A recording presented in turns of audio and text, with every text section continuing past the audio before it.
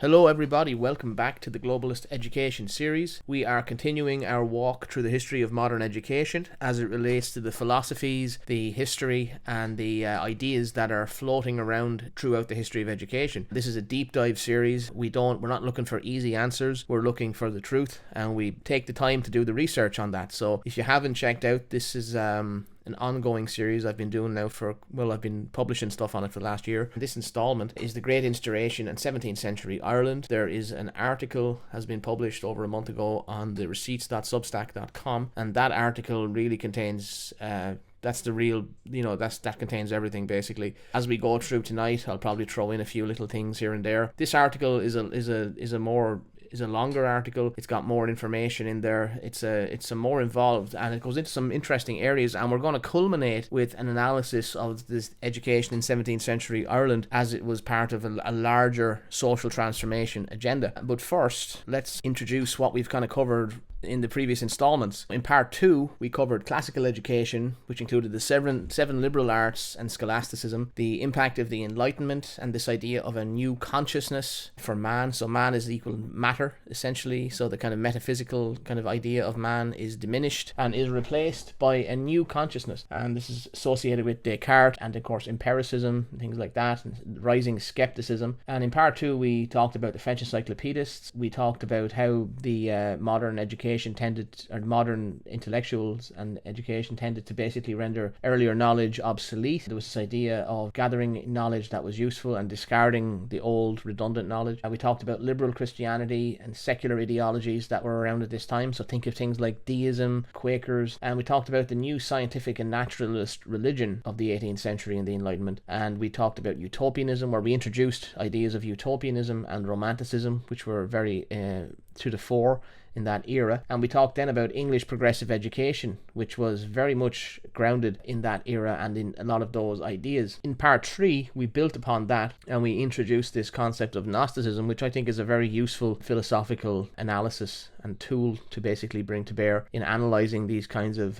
political movements, intellectual movements, and their effect on society and their objectives, which are inherently transformative. Through the work of Eric Vogelin, we brought a lot of his ideas in there. We introduced the Puritan Revolution, which we're going to return to today in a much more intense analysis. We talked about middle class educational reformers, which was associated primarily with Protestantism, and today we're going to talk a lot about the Reformation and ideas which were percolating out of the Reformation and their significance to education in particular. And we talked, of course, about the idea of the blank slate, which is the kind of perfect kind of the perfect ideal kind of blank slate of man. Man can be reformed and adjusted and molded basically through science. And we talked then about David Hartley's associationism, which was very much to the fore. That was like a primitive earlier form of psychology. And we introduced some of the 18th century figures like William Godwin and Joseph Priestley. And later in the series we'll return to them with more understanding. But today, in part 4, we're going to cover some interesting territory, which is going to provide the bedrock basically for understanding these men a lot more. So we have the metaphysical origin of the scientific revolution and of the Enlightenment. This is what today's essay and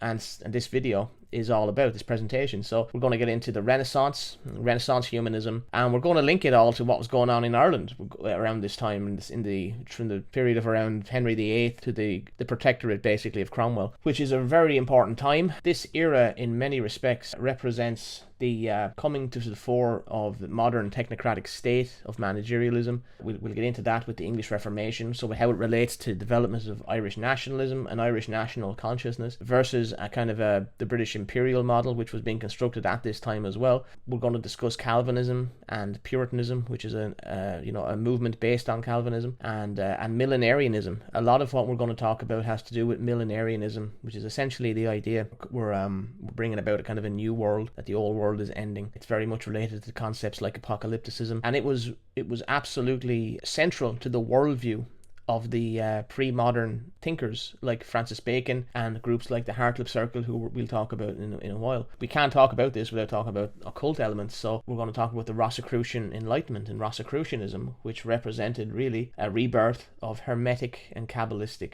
ideas, or pagan and Jewish Gnosticism. So we're moving from talking about Gnosticism as a more intramundane phenomenon through the work of Vogelin. And now we're literally going to talk about how it influenced the people of this era, who were the kind of pre-modern scientists and intellectuals and thinkers, and their view of the world and their ideas. And so we're going to argue that the scientific revolution is steeped in the occult and alchemy, and we're going to analyse this blank slate view of man with that understanding. We're going to talk about Aristotle and scholasticism and how they were being replaced by Platonism and theosophical ideas, particularly the search for encyclopedic knowledge.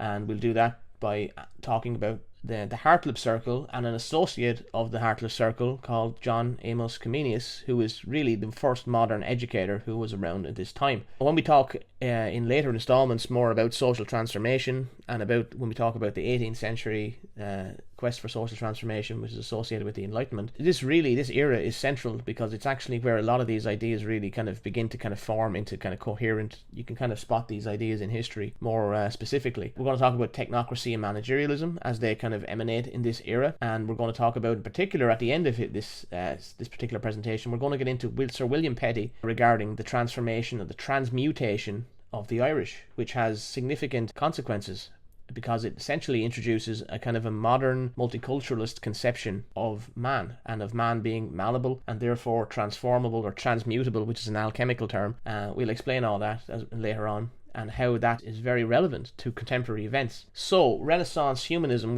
was where we'll begin.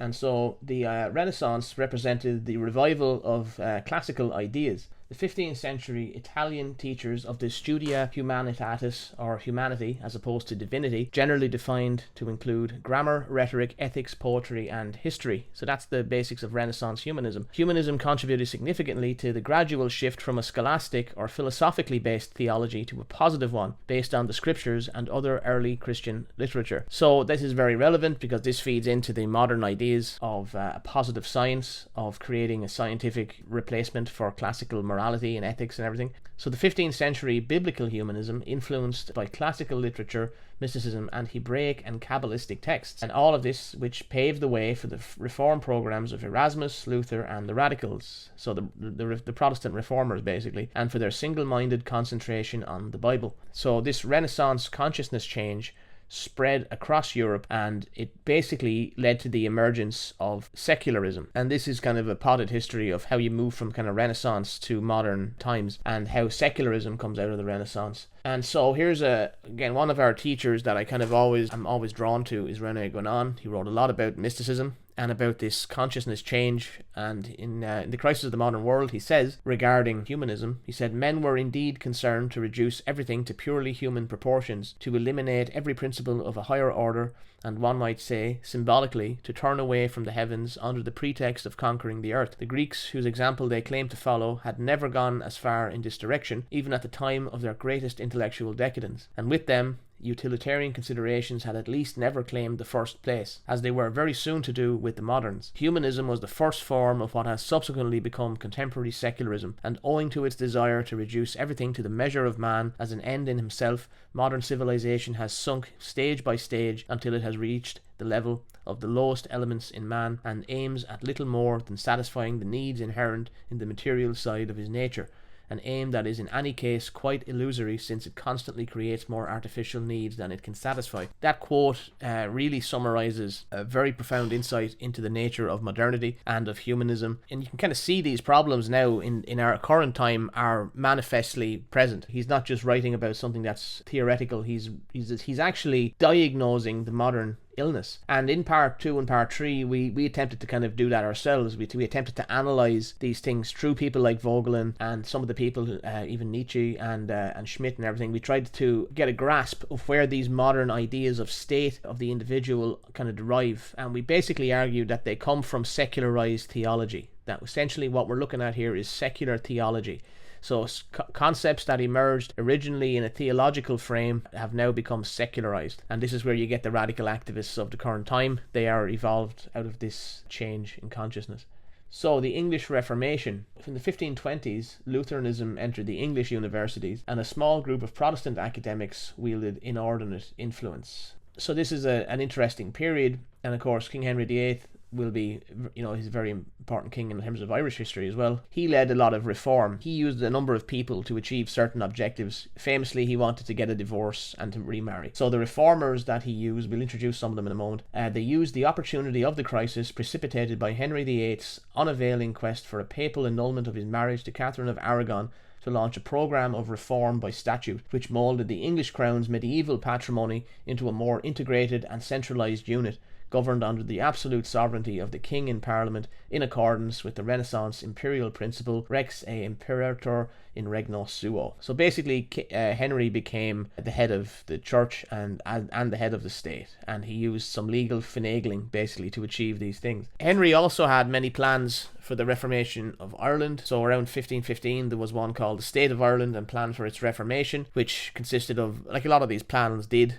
they consisted of the idea of permanent English settlements. Economic motives were central, so the exploitation of the country in a certain way to increase tax revenue and wealth for investors. And so the enforcement of English culture and religion was central to these plans. In the 1540s, the general reformation of Irish society kind of was undertaken, and in the Henrician period, and in the English constitutional framework was introduced, which is what we're basically living under since, is that kind of basis of English common law. And of course Ireland was elevated then in terms of its standing from lordship to sovereign kingdom between 1542 and 1922. So there was a centralised bureaucracy then, famously in Dublin Castle, which was usually headed by an English administrator, often an experienced military commander. And that was basically how Ireland was managed from this period for many centuries. Irish nationalism kind of emerged at this time as the opposition to this imperialist English imposition or vision for how society should be structured. And so Irish nationalism was essentially linked to the Counter-Reformation, which was ongoing in Europe between Catholic Europe,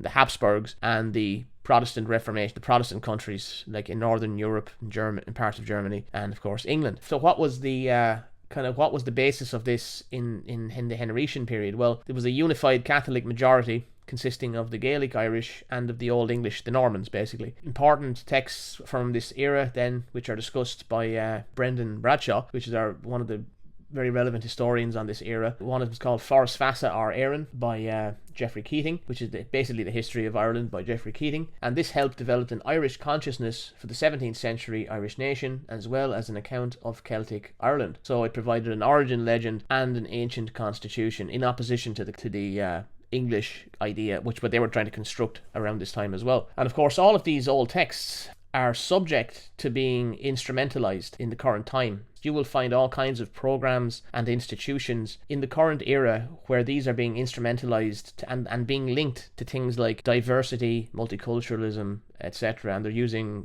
Gaelic history and language essentially to kind of pursue a multiculturalist assimilationist agenda, which is pretty much the opposite of what they were associated with in this period. So Geoffrey Keating then, who is he? Well, he's an interesting character and a very important character in terms of documenting Irish history up until this point, because there was a major line is drawn in the sand at this point between the past and the future due to colonization. So he was educated at the School of Poetry associated with the McCraith family in Burgess, County Tipperary. He had knowledge of history, mythology, law, language and place lore. He received training in the use of Irish and Latin manuscripts. Keating likely pursued his theological education at the University of Reims, and he is also associated with the Irish College at Bordeaux, which was established in 1603. We'll explain about the Irish colleges in a moment as well. So around 1610, Keating returned home to the Diocese of Lismore, and he brought with him the ideas of the Counter-Reformation. He utilised the humanistic rhetoric of sovereignty to construct an Irish origin myth in opposition to the project for the revival of the so-called British history. And that really is the dividing line between the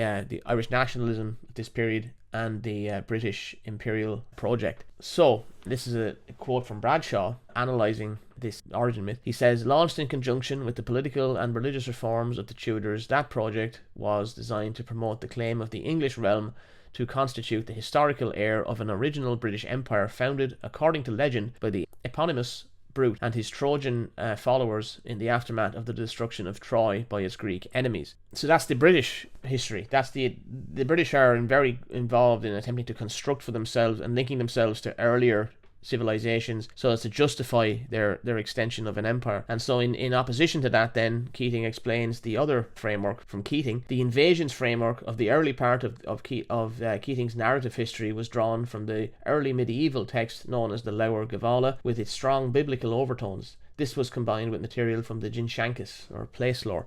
And again, these texts are instrumentalized. There's all kinds of people operating in Ireland right now, some of which seem to be connected to the state, which are essentially using these things and commandeering them because they're powerful. These are powerful texts that are part of Irish history, and of course they know the power of, if they were connected to things like the Counter-Reformation and of nationalism, then you'd have a big problem on your hands in terms of pursuing the diversity agenda basically in this country. So that's something to keep an eye out for. So Renaissance humanism and the English Reformation laid the groundwork for the future British Empire, and so King Henry VIII received the latest humanist education in preparation for a career in the church. Following his elevation to Prince of Wales, Henry retained his devotion to learning and came to the throne proud to be the new model of monarch in Europe, a true Renaissance man. So Henry is steeped in the learning of this time. He was a Renaissance man. And so here's one of Henry's helpers, one of the people who helped procure for him the divorce and everything. So this is Thomas Cromwell. He won Henry's favour by proposing a legislative scheme which would not only secure the divorce he so desperately needed, but also would make him the most powerful king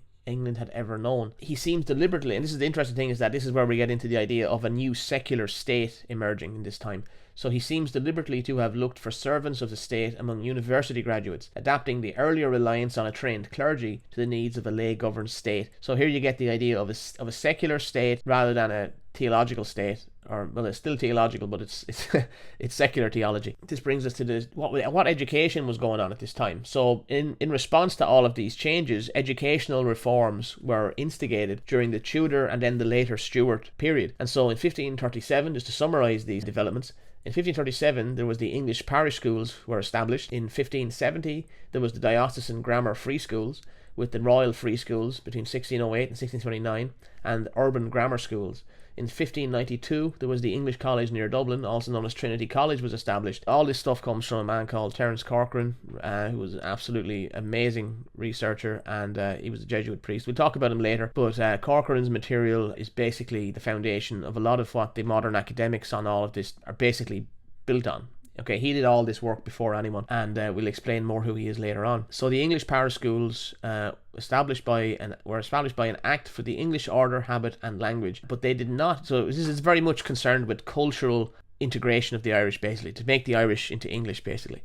And so they did not produce the expected conversions to Henry's church. So they were pretty unsuccessful. They were attempted, but they were unsuccessful. The English Reformation remained Catholic until the early 1530s. So there was Reformation within the church, but then there was the split came, and of course when Henry went and got the divorce and everything, that was the break. But it had remained Catholic until the early 1530s, when several academic Lutheran sympathizers helped Henry VIII get his desperately needed divorce and royal supremacy. And this then followed with the dissolution of the monasteries. The penal laws came from after that point, a bit later on. But Catholics were basically denied education if they wouldn't convert, and of course Irish language and culture was basically suppressed, and European connections were severed. So the native aristocracy is exiled, and so this was a catastrophic event. This is essentially an extinction level event for Irish civilization. And so the Gaelic learning of the 11th and 12th centuries basically ended in the early 17th century. And that picture there is the ruins of Glastonbury Abbey, one of the largest English Benedictine monasteries, suppressed in 1539. So in response to all of these things, all of these changes of the Tudor and Stuart period, Irish Catholics began to go abroad in greater numbers for education. And so a network of Irish colleges was established abroad. And there was two main factors as to why this was done. There was the July 1563 decree by the Council of Trent instructing the diocese to set up a house for training aspiring priests. So the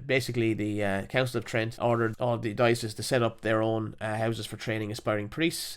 And of course, since this is the second part, there was a prohibition placed on Catholic schools and seminaries early in Queen Elizabeth I's reign that was impossible to do in Ireland, and this led to the foundation of these external colleges. So in 1592, there was the Irish College at Salamanca, which is the first of these colleges, was established. And it was a direct response. So the same year that The Trinity College was established in Dublin as the Protestant English University. Salamanca was established in Spain, and of course this was supported by the Catholic King Philip II of Spain. It was founded by Reverend Thomas White, S.J. He was from Clonmel, County Tipperary, and in the left there you actually see the Irish College resided in this building between 1838 to 1952, and to this day it's still known as El Colegio de los Irlandeses. I haven't got any earlier depiction of the college before that time as it would have looked in the 17th century. One of the big religious drivers and cultural drivers of the 17th century Reformation actually became Calvinism. Calvinism is obviously a little bit different from Lutheranism. It didn't have that much purchase early on in the Reformation in England, but the Henrician Reformation did open the door to the more radical groupings, and of course this eventually then culminates in the Puritan Revolution of the 17th century, which we're going to analyse a lot more in coming slides. Max Weber, for example, wrote this famous essay where he talks about the Protestant work ethic and all this. This is very relevant to how modern economics was essentially established in this time and codified, and how society was essentially becoming managerial. Why Calvinism is relevant is interesting to think about, and it seems that according to this is another source I will use a lot in this set and in kind of understanding this era, was this Peter Harrison. He wrote a book called The Fall of Man and the Foundations of Modern Science, and he says, but Calvin was even more strongly oriented towards the present world, differing from Luther not only in his approval of trade and the charging of interest, but in his emphasis on the need for Christians to be actively engaged in useful worldly affairs so that society could be transformed and restored. And we'll explain the significance of that, because these guys are thinking in terms of millenarian expectations. They actually believe they're going to reform the entire world in preparation for the coming of Christ. So that their motivations are not merely utilitarian. They're utilitarian, but they're also metaphysical. They're also inherently eschatological in character. So there's this idea of the New Jerusalem, and so the Puritans are drawn to city-states and cities in particular, and the idea is that this New Jerusalem idea is essentially a utopian dream. So they have a lot of utopianism in their ideas and what they're striving for, which is completely of the era. It's very typical of the 17th century and Protestants to have this kind of attitude and desire. So John Calvin basically operated in Geneva, and it was a famous location. A lot of people went there. What the Calvinists were pursuing in Geneva was godly reformation of society. So they're trying to basically strip away and purify the religion, strip it down to its core elements, and they're interested in transforming society. And the idea then is that they use particularly social elites who are well placed to monitor and mould public behaviour. They're pursuing the total reform of the church, and in England of English society. And so there was a campaign in England to eradicate features of the mental landscape they saw as popish, pagan or profane, especially customs and traditions tied to the ecclesiastical calendar. And of course this got famously out of hand with the banning of Christmas. So we'll talk a bit more about it in a second. But in Essay 3, which was dealing predominantly with the theme of Gnosticism, we linked a lot of these things, including the Puritan Revolution, to Gnosticism. To return to that briefly, just to remind people of the significance of this, Eric Vogelin basically said that the Puritan Revolution was the first truly Gnostic revolution, a lot like the French Revolution and all the rest of it. He says that Calvin's Institutes of the Christian Religion, which is his famous text, represented the first secular Quran, which he described as an unimpeachable volume serving the double purpose of a guide to the right reading of Scripture and of an authentic formulation of truth that would make recourse to earlier knowledge unnecessary. So there's an encyclopedic quality to Calvin's Institutes, and it's inherently Gnostic. It's essentially saying that we have the knowledge, and all other knowledge is irrelevant and obsolete. You don't need to deal with that anymore. We have the encyclopedia, and with Calvinism, it's their way or the highway. This is the purified religion, essentially. The Puritans, getting back to what they were pursuing, they were very interested in city-states as models for the ideal society. And so this represented for them a literal city of God on earth, as represented in Calvin's Geneva. What is the significance of the city-states? Well, these kinds of urban environments can instrumentalize the literate classes, such as magistrates, ministers, and respectable citizens who are well placed to monitor and mould public behaviour. So this is significant because it's essentially, you're talking about the middle class This is the kind of proto-middle class. The people who work in the government, the people who work in the state structures, the people with the professional training. These guys are instrumentalized and they're given a kind of a consciousness of social transformation. And this is very much in line with kind of how our society currently functions. We live under essentially a kind of a secular theocracy of these kinds of people. And if you look at issues like immigration or education and what's going on in the schools, it's all driven really by these kinds of radicalized middle. They're very drawn to ideologies. So this brings us to information control. The Puritan Revolution cemented Protestant control over England and Ireland. It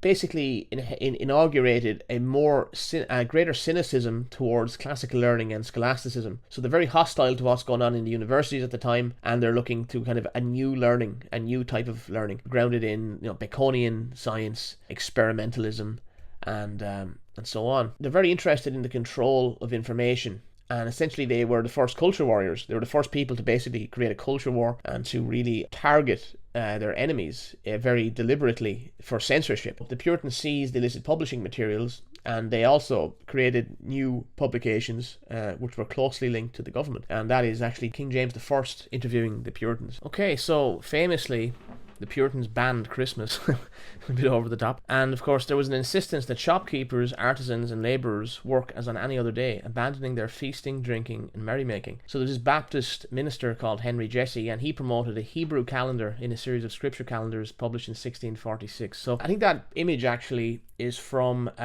Massachusetts. But it's just to give you a sense of what these people were doing, busting into these pubs and everything and banning Christmas. But essentially, the point is that these people are very drawn to the Old Testament and to Judaism. And this will become more relevant as we kind of go on here, because you really see that the Puritans are very interested in the Jews and in their conversion to the purified Christianity. So this, of course, brings us to one of the cursed figures of Irish history, which is Oliver Cromwell. So just to explain a little bit about the conquest of Ireland. So the Puritan Revolution and the English Civil War were part of the English Revolution, a broader English Revolution that occurred in the 17th century. So Queen Elizabeth I, who was queen up until the early years of the 17th century, she had strode a kind of a middle path between Catholicism and Presbyterianism, which is essentially Scottish Calvinism. But with the rise of this new class, of which Cromwell was a member, this kind of middle class gentry who had arisen in the Elizabethan period, there's this new professional class, new mercantile class, and they want a say. They want actually control of society, and they're very interested in republicanism. So Oliver Cromwell basically was a member of this class, and he and the Puritans, they sought more control for Parliament over national affairs. In 1652, of course, then you have the settlement of Ireland is achieved, and this is hugely significant for Irish history, because it means that Ireland, there's no going back. It's like a year zero. It's a complete inauguration of a new society has been achieved. And this brings us to Timothy Corcoran, who again, he was the guy that really excavated the story of Irish education throughout all of this period. And so he explains that along with the expropriation of land and property into the hands of soldiers and adventurers arrived a series of documents relevant to education, which defined, quote, a comprehensive policy embracing university, grammar schools and industrial exploitation through apprenticeship, in which education is to be a means towards the assimilation of the Irish. This century saw what is become known as the Great Instauration, and so we'll explain what this is, because it's very relevant to the development of modern science and education. So there were two dominant themes of the English Revolution which were important to the Puritans. The first was millenarian eschatology, and the second was the belief in the revival of learning. So this is a book called The Great Instauration by Charles Webster. This book I would recommend, of all the books written on this era and this topic, I would recommend that book. That book is absolutely incredible. It's an enormous book, but it is so interesting. And his analysis fits in so succinctly with the kind of analysis that I've been trying to kind of construct for the last year. And he says that the belief in a great restoration, basically, or an instauration, represented a return of knowledge lost since the fall. And so they had deeply biblical expectations which were driving their development of a new kind of society. So he says, unlike the Renaissance humanists who drew upon the golden age of Greek antiquity, the Puritans drew inspiration for their new revolutionary society from the fathers of the early church of the patriarchs of Israel. So this is what's in these people's minds, and as we go along, we're going to understand this more and more. Puritan writers such as John Milton drew upon the Book of Daniel, particularly the final chapter, which fed their belief in a great instauration and the onset of the millennium, which is essentially the 1,000 years reign of supposedly of Christ on earth. And so the idea was that Renaissance technology and communications would represent man's dominion over nature. So they believed, based on this, that man was destined to regain his lost knowledge and to gain true dominion over nature, true knowledge that he had lost since the fall. So 17th century millenarian literature basically motivated and inspired a movement for the thorough reform of society. And so there's this whole utopian literature and ideal societies. This is everywhere. These are very much plans for a real society that people wished to construct, and they were making active attempts to construct. So there's eschatological motivations, and the idea is that you're building an earthly paradise. And of course, if you remember part 3, where we discussed Gnosticism, this idea of the earthly paradise was linked by Vogelin to Gnosticism. It's an inherently Gnostic thing in that rather than trying to escape the current world, you try and create in this world a new world. You try and bring heaven to earth, basically. This is essentially a revolutionary concept that basically says we have to overthrow the old order and bring in a new world, literally a new Jerusalem. And that is the Bamberg Apocalypse, which depicts the angel showing John the New Jerusalem. Okay, so this again, we're back to Harrison. So Harrison explains that that Puritan millenarianism provided the inspiration for a range of revolutionary scientific projects. This millenarianism, he says, was inspired in part by the prospect of restoring to humanity the perfections once enjoyed by Adam in Eden,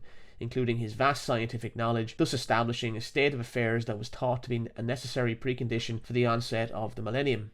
Okay, and here's another interesting author I came across when I was researching this. It's Chloe Houston, and she has an interesting book called The Renaissance Utopia, and she says that millenarianism fed into a belief that the coming of Christ could be helped on its way through human actions, and not just the actions of kings and rulers, but those of normal people. So there's a concern with what people actually do about getting people on board this kind of larger project, and people genuinely believed that essentially the world was ending. And if you consider that this is the era of the 30 Years' War, you can kind of forgive them, because it was a kind of an apocalyptic air about the time.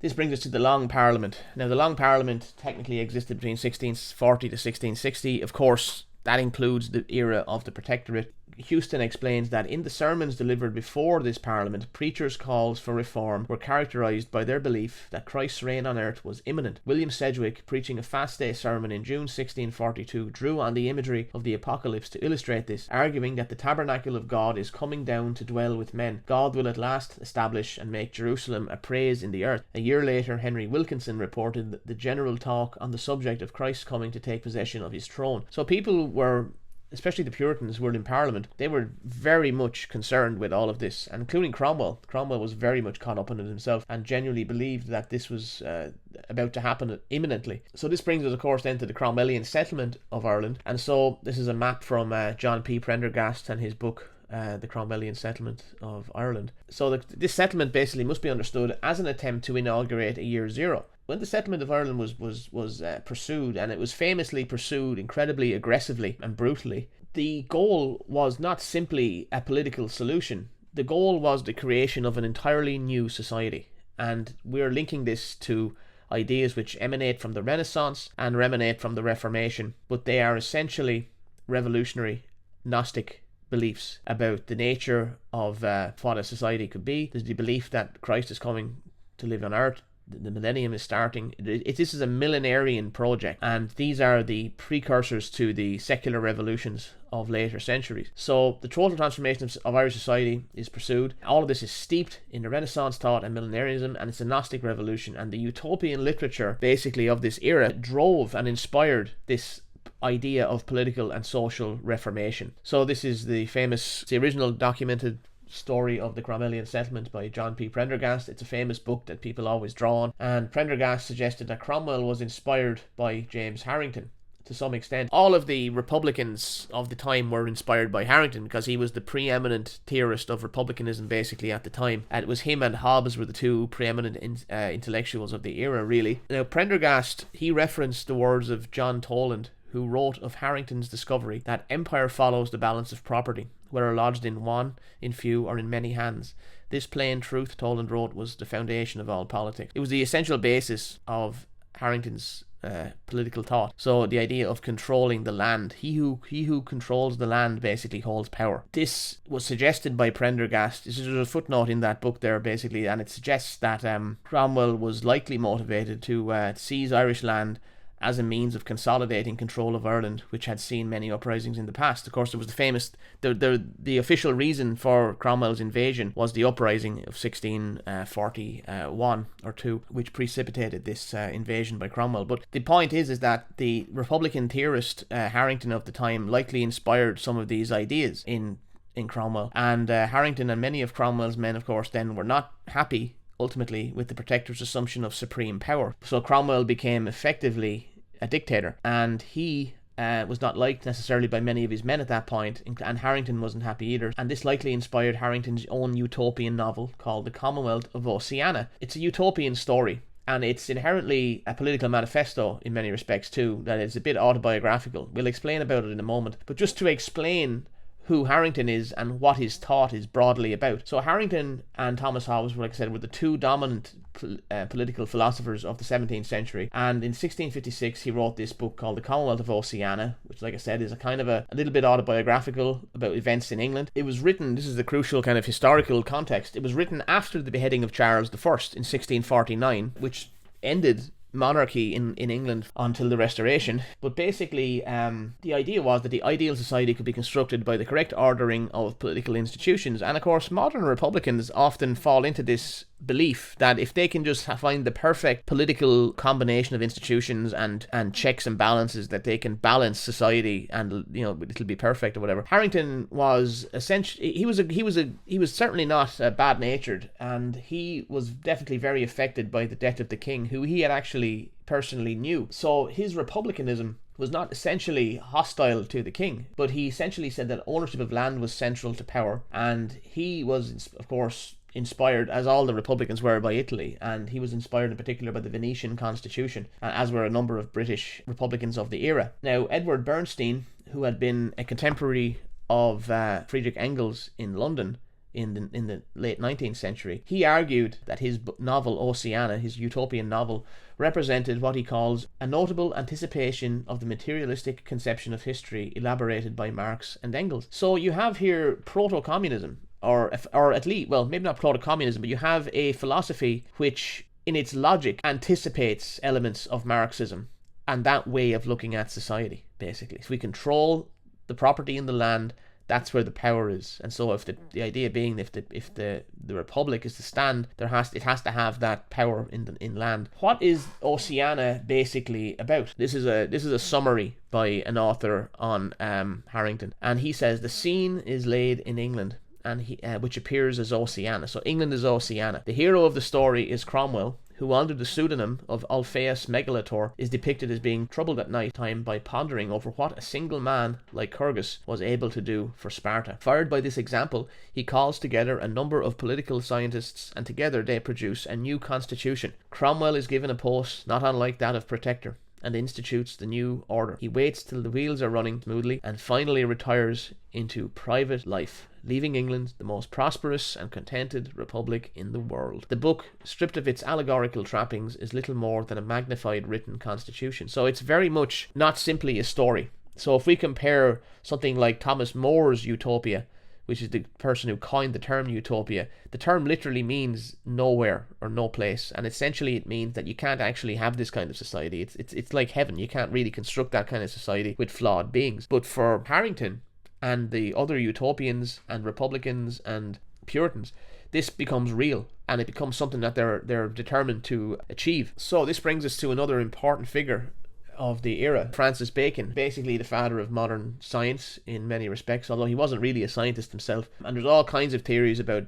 who Bacon was he Shakespeare, I don't know about all that. Regardless, he was interesting in his own right, and so he was raised as a devout Calvinist. He's considered a genius. There's all kinds of theories about who he really was, about what his patronage was he a bastard royal born out of wedlock, all this theory. I don't know, but I know that officially anyway, Bacon's father is considered to be one of the first generation of what was called new men, who made up the landed aristocracy, which replaced the clergy. So in many respects, he's a little bit like Cromwell in that sense. Well, Cromwell wasn't very wealthy at all early in life, but Bacon was pretty well off, it seems. So member of the landed aristocracy, which replaced the clergy. So these guys were the guys who were in power, the guys who held the land, essentially, are in power. So the first professional statesmen that England had ever produced were basically this group of people, the new men. And these new men made up the administration of Queen Elizabeth I, which again was late 16th into the very early years of the 17th century. During this time, England experienced the first industrial revolution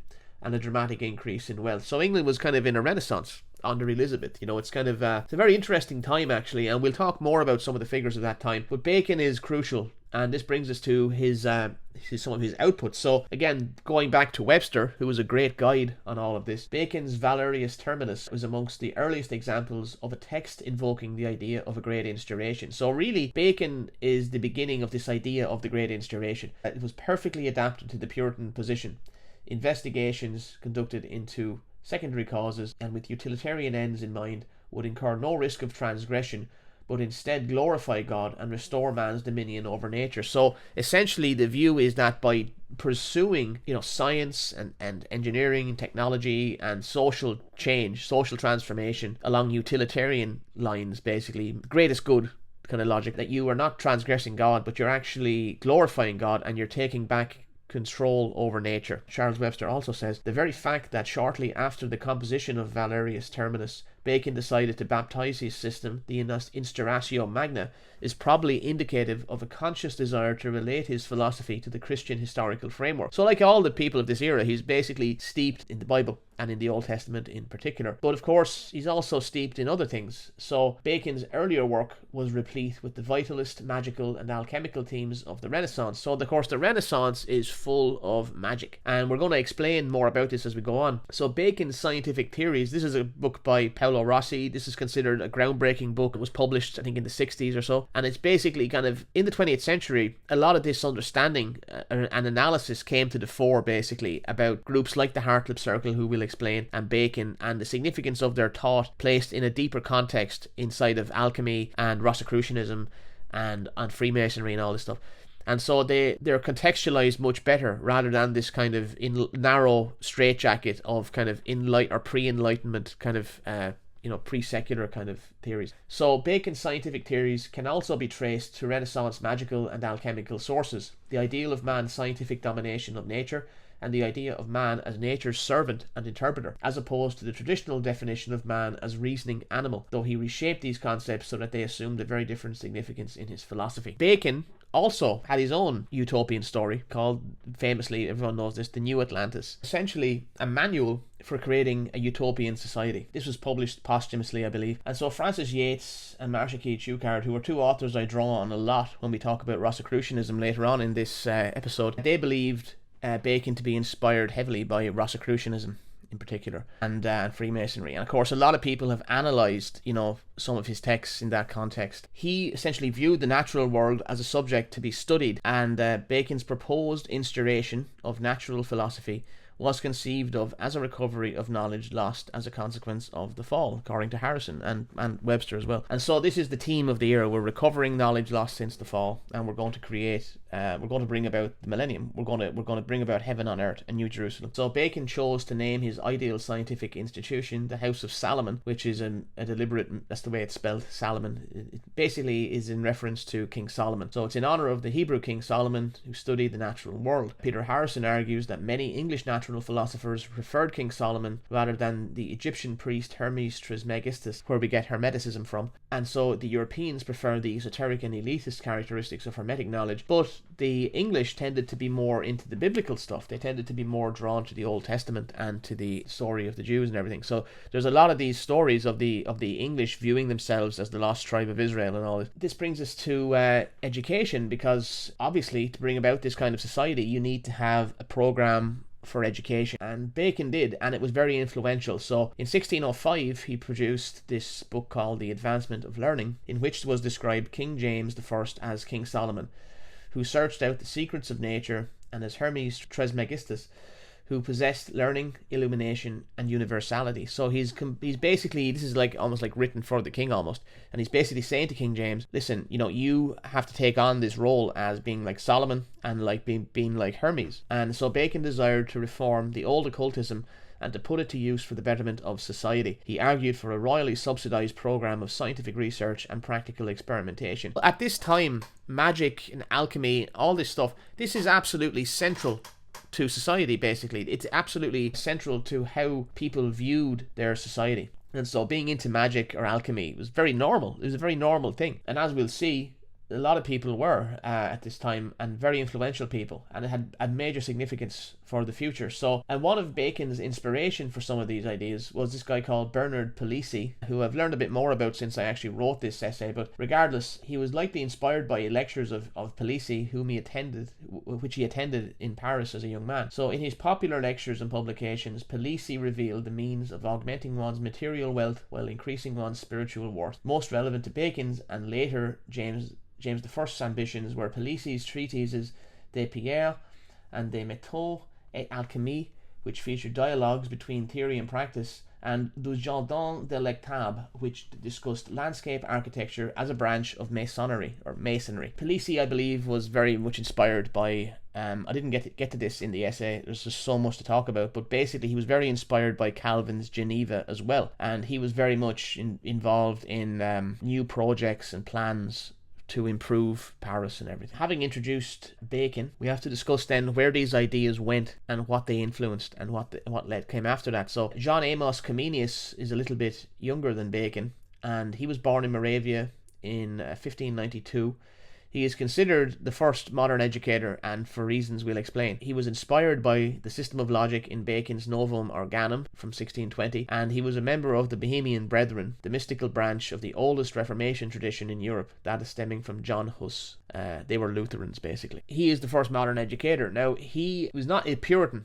Like I said, he's a Lutheran, and so we shouldn't get too caught up on, whether someone's denomination is specifically Lutheran or Calvinist. What really is going on here is there is a new consciousness is running through the Reformation, and it's expressed in Lutherans, in Quakers, in Shakers, in Calvinists, Presbyterians. These people are imbued with a new transformative consciousness, and that's really what I want you to take out of all this. It's not really to kind of pick on Puritans or Calvinists, but Calvinism is very influential. Neither Bacon nor Comenius are commonly associated with Puritanism specifically, but their ideas were greatly inspirational to the Puritans. Comenius' educational method, which he developed based originally on Novum Organum, is based primarily on Bacon's ideas and analogies from nature. So he's a naturalist. He's looking at the natural world and saying, well, this is how education should be kind of pursued. Comenius viewed education then as a moral necessity, and if mankind was to enter into its religious inheritance, and piety, virtue and learning were to be brought to their fruition. So he is deeply religious. He's not a secularist, although he is important in terms of this ongoing kind of move from humanism towards full secularization, which we now live with. Unlike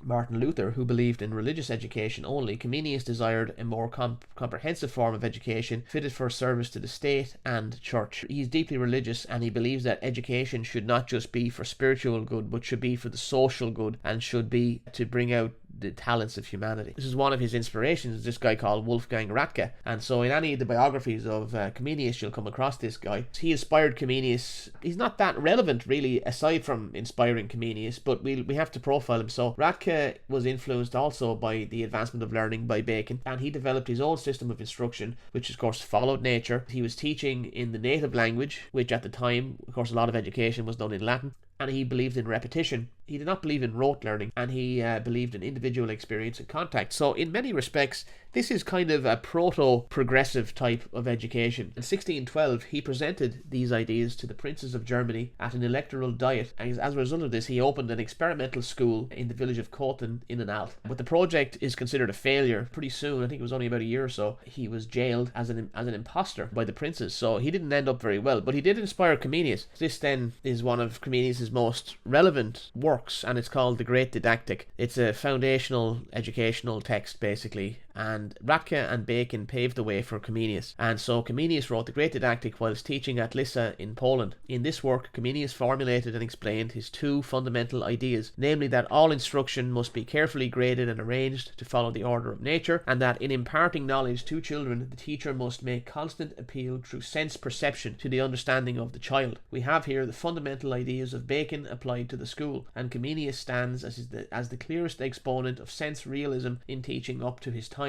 and for more than a century afterwards. So a lot of his ideas were not picked up en masse in this time, but they did influence the progressive educators and the modern educators of the 19th century in particular, who we'll come to later in the series. But Comenius is an amazing figure, really. He also published this book called The Gate of Tongues Unlocked and Opened, which deals with teaching language, basically. This book made him famous throughout Europe, and there's a whole Irish story with this that I had never heard of before, so I had to dig into all this to find out, but it's actually fascinating. So he was inspired by an Irish, and of course it was our friend Corcoran who initially twigged me onto this through his books, and he was inspired, it seems, by an Irish Jesuit called William Bede, who was teaching at the Irish College at Salamanca, the aforementioned Salamanca, which was established in opposition to Trinity College in 1592. Bede, he had published a book 20 years earlier called The Gate of Tongues, and it inspired Comenius, basically, and it was structured in a very similar way. You have a passage of text basically reproduced on the same page in two languages, and the idea was that you would read the passage and then you would read it in the other language, and it would pick up the language that way. You kind of see this format, I think, in a lot of language books to this day. But regardless, it was this guy called William Bede who was the originator of it from Ireland, and Bede's book was widely used in English schools prior to 1623, and there were 4 uncredited editions circulating. It formed a small verbal encyclopedia arranged according to topics. Corcoran concluded that Comenius's book was but a variant on the treatise of Bede, and you'll read other accounts of this which will say that Comenius's work is superior. You know, I don't really know. Regardless, it's very relevant. And so, who was Bede? Well, he was from a significant Anglo-Norman family, and his father, John Bede, had served as Chancellor of the Exchequer in Ireland, amongst other roles.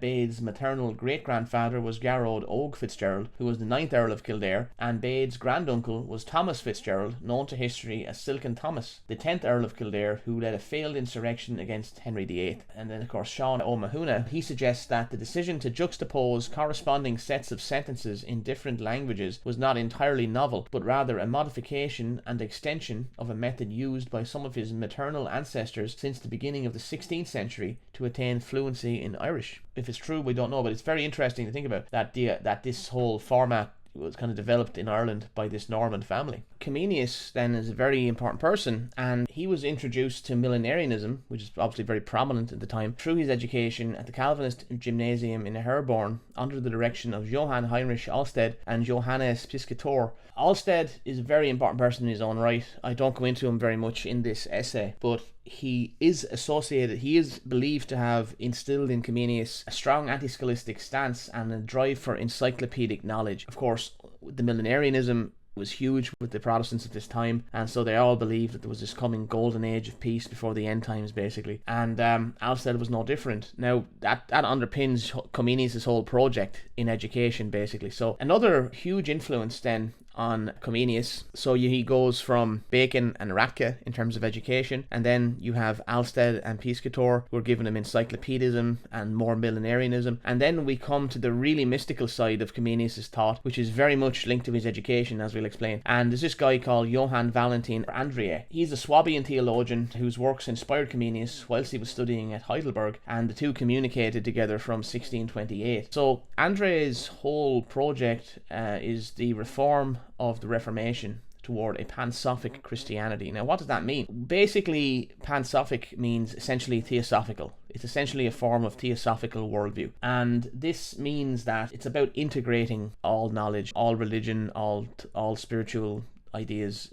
That's the kind of theosophical worldview. Pansophic Christianity was essentially a bit like that. This was hugely important to Comenius. We'll explain more about that. But in 1619, Andre wrote a story called Christianopolis, basically, and this described the pedagogical program for this new reformed society. Andre was a utopian, basically, a lot like a lot of these guys in this era were. Christianopolis is essentially an ideal Christian society called Kafar Salama, or Village of Peace in Hebrew, I believe that is translated to, and it is dedicated to Johann Arndt, the pioneer of Protestant pietism. Christianopolis was built on a triangular island symbolizing the Holy Trinity. The inhabitants have realized in themselves the mystery of regeneration. In fact, they constitute the Ecclesia in hac vita occulta, church concealed in this life, of which Luther wrote, and thus Christianopolis is a portrait of a city of regenerated Christians as Andre, under Arndt's influence, imagined it. So Christianopolis was premised on a view of mathematics which is both practical and utilitarian. So it's practical, and it's also got this kind of social universalist kind of objective, utilitarian objective, greater good objective, and when applied to technical improvements, but which reached up from such activities into higher abstract and angelic spheres. What that basically means is that there's a grander significance and symbolism and meaning to the whole story, and so they're trying to integrate a kind of an overall integrated kind of philosophy from kind of macro to micro, to the grand scale to the smallest scale. That's essentially what theosophical movements are about. This is a picture from inside of the book. I guess that's a depiction of Christianopolis. It's very much geometrical. It looks like those heart symbols on the corners as well. We have to talk about Andre. Andre was the grandson of Jacob Andre,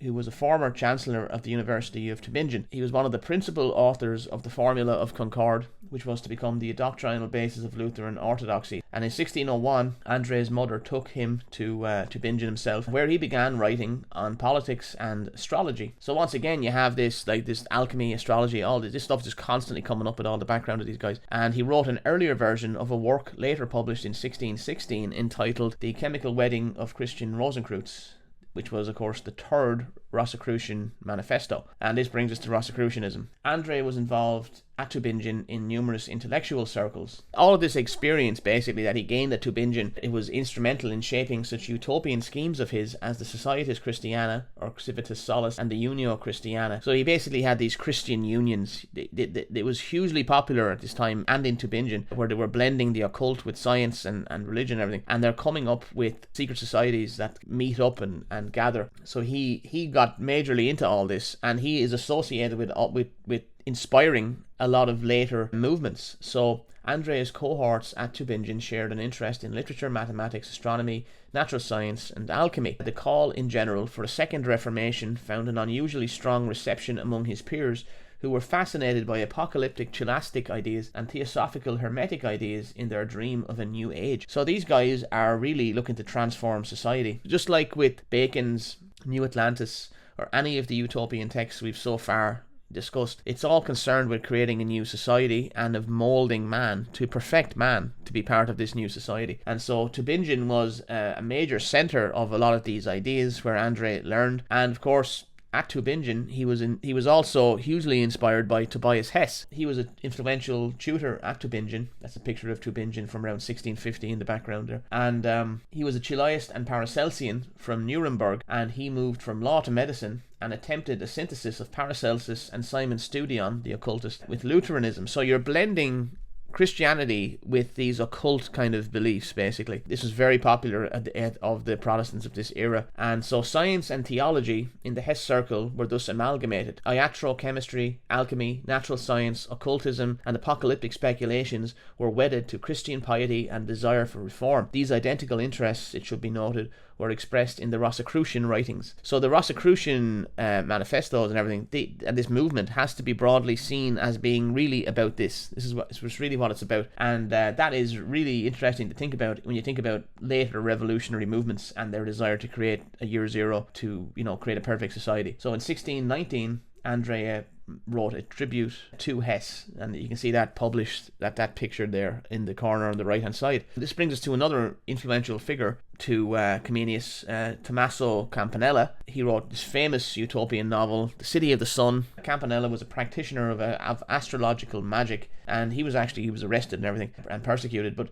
City of the Sun and Bacon's New Atlantis have been described as inherently Hermetic or Hermetic Kabbalist in character, and that's Frances Yates describes it. She's very important in the study of Rosicrucianism, and she was a pioneer intellectual in Rosicrucianism. And basically, she describes Campanella's work and the City of the Sun and New Atlantis in that context, basically. So that's the context you have to look at these people in. They're actually motivated by much deeper concerns. This brings us to the essence of the Renaissance and of the Reformation, but particularly of the Renaissance. Frances Yates argued that essentially the Renaissance represented the revival of both pagan and Jewish Gnosticism. So this brings us then to the essence of the Renaissance. And so the Renaissance, in Yates's view, cannot be understood basically without understanding it as a revival of both pagan and Jewish Gnosticism. She says that Hermeticism and Kabbalah were central to the events in the Renaissance, and that moreover the two theoretical contexts in which the two kinds of magic revive in the Renaissance, namely the Hermetica and the Kabbalah, are both Gnostic in origin. So this is a very important kind of context to think about the development of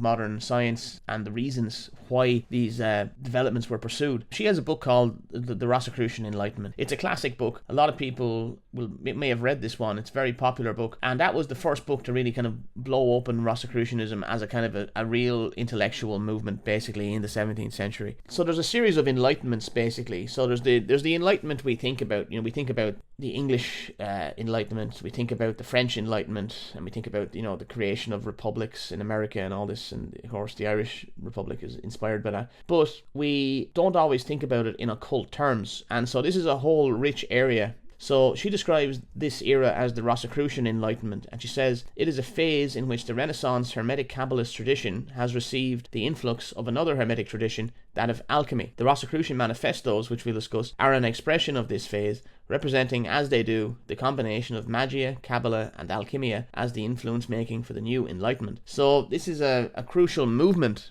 of the time, of which a lot of people were caught up in, including Comenius, and of course Bacon as well is believed to have been caught up in this in a major way. Here's Yates. So she described the Rosicrucian Enlightenment of the 17th century as a phase in the history of European culture which is intermediate between the Renaissance and the so-called scientific revolution of the 17th century. So this is a very crucial stage where you move from the Renaissance, then you have this rebirth of all of this Hermetic and Kabbalistic kind of spiritualism, and then you get the scientific revolution that comes out of that. And a lot of people now argue, including people like Webster and Harrison, who we've already discussed, that these phases are not neatly divided. This is actually an ongoing kind of process. It's ideas moving through time, and it can't be really separated out into neat little periods. But observable is the Rosicrucian Enlightenment, and it's very influential on Comenius and a lot of the people we discuss in a moment, including the Hartlib Circle. So the Rosicrucian manifestos, they appeared basically in the early 17th century. The first one is Fama Fraternitatis, which is published in 1614. This is the first Rosicrucian manifesto. Some believe Andre to be the author, many don't. It's not really known who the authors were. It's highly open to debate, speculation. But regardless, the story centers around this figure called Christian Rosenkreutz, who founds a secret brotherhood. The language of these texts is basically allegorical, and Christian Rosenkreutz basically means Christian Rosy Cross. So it's basically an allegory. The books are all full of symbolism. It's an allegorical type of language. It's not literal, and that's how they should be kind of studied. So a guy called Christian Rosenkreutz probably didn't exist. Now, there's still a Rosicrucian society that still exists to this day, and people still study this stuff at an academic level even. There's lots of conspiracy theories about it as well. But regardless, absolutely foundational to the events in the 17th century. So in 1615, a second manifesto is published called Confessio Fraternitatis, and then in 1616, Andre's Chemical Wedding of Christian Rosenkreutz is published as the third Rosicrucian manifesto, which we have already explained appears to have been drafted in some context years earlier at Tübingen. Now, Yates believed that only the Chemical Wedding was definitively the work of Andre, and the other manifestos, although clearly related to it, were most likely written by some other person or persons unknown. Also operating around this time and a little bit earlier was, of course, Queen Elizabeth I's advisor and magus and astrologer John Dee, and we have to talk a little about him because he is foundational to the British Empire, and he's also a major figure in the occult. So he served as an intelligence operative. He was a philosopher, mathematician, technologist, and power broker, and he was a central figure of the English Renaissance of the Elizabethan age. His Monus Hieroglyphica influenced the Rosicrucian manifestos very clearly. There's also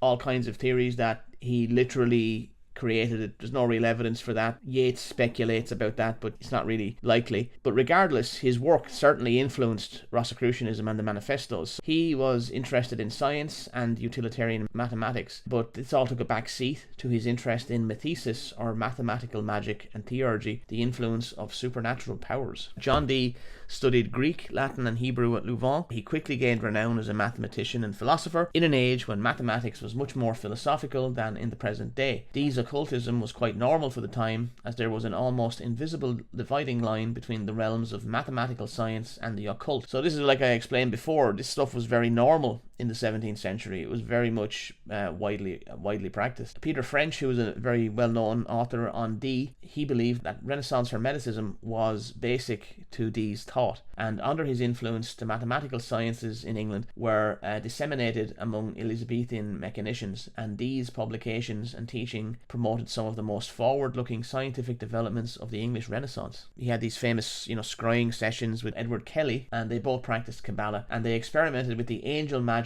of the Renaissance magician Henry Cornelius Agrippa. They used Agrippa's system to summon angels. With Kelly acting as scryer, Dee channeled the Enochian alphabet from the angel Uriel, which is the language that God had taught to Adam. He had a reason for doing this, which was that the Enochian language was not corrupted by the fall. So the fall is central to all of these people. They're all very preoccupied with the fall and recovering knowledge lost at the fall. And so he's trying to recover the Enochian language because he believes it was not corrupted by the fall, and its rediscovery would be a key to divine knowledge. John Dee and Enochian magic became central to the philosophy of the Hermetic Order of the Golden Dawn, of which were affiliated, most famously, Aleister Crowley and, of course, our own William Butler Yeats. The really interesting thing for me, personally, about Dee, which maybe after reading all that stuff about magic, you'll be thinking, oh, it's all about the magic, but actually I'm much more interested in him as, in some respects, as a harbinger of empire, and his role in defining kind of parameters for the creation of the British Empire. He had an obsessive concern with the establishment of a historical precedent for British Empire. He proposed, famously, the creation of a powerful navy, and of course the navy was to become the main thing which allowed the empire to develop and to go abroad and to protect shipping lanes and all the rest of it, and that allowed Britain to basically become the world hegemon throughout the 19th century. Dee proposed the powerful British Navy, and in 1577 he published this book called General and Rare Memorials Pertaining to the Perfect Art of Navigation. The inside cover of it is, and it's an illustration that Dee actually did himself. It's full of symbolism, a lot of which I wouldn't attempt to decode, but there are things that are very apparent in there, which I'll draw attention to. So Dee's drawing depicts Queen Elizabeth I looking towards Europe, potentially towards an alliance with the Dutch. So he also collected texts, for example, attempting to link like the Brute and all this, the classical world to Britain. So Francis Yates argued that Comenius and Andre shared the same religious and intellectual foundation. This, of course, is steeped in Rosicrucianism, which is influenced by Dee,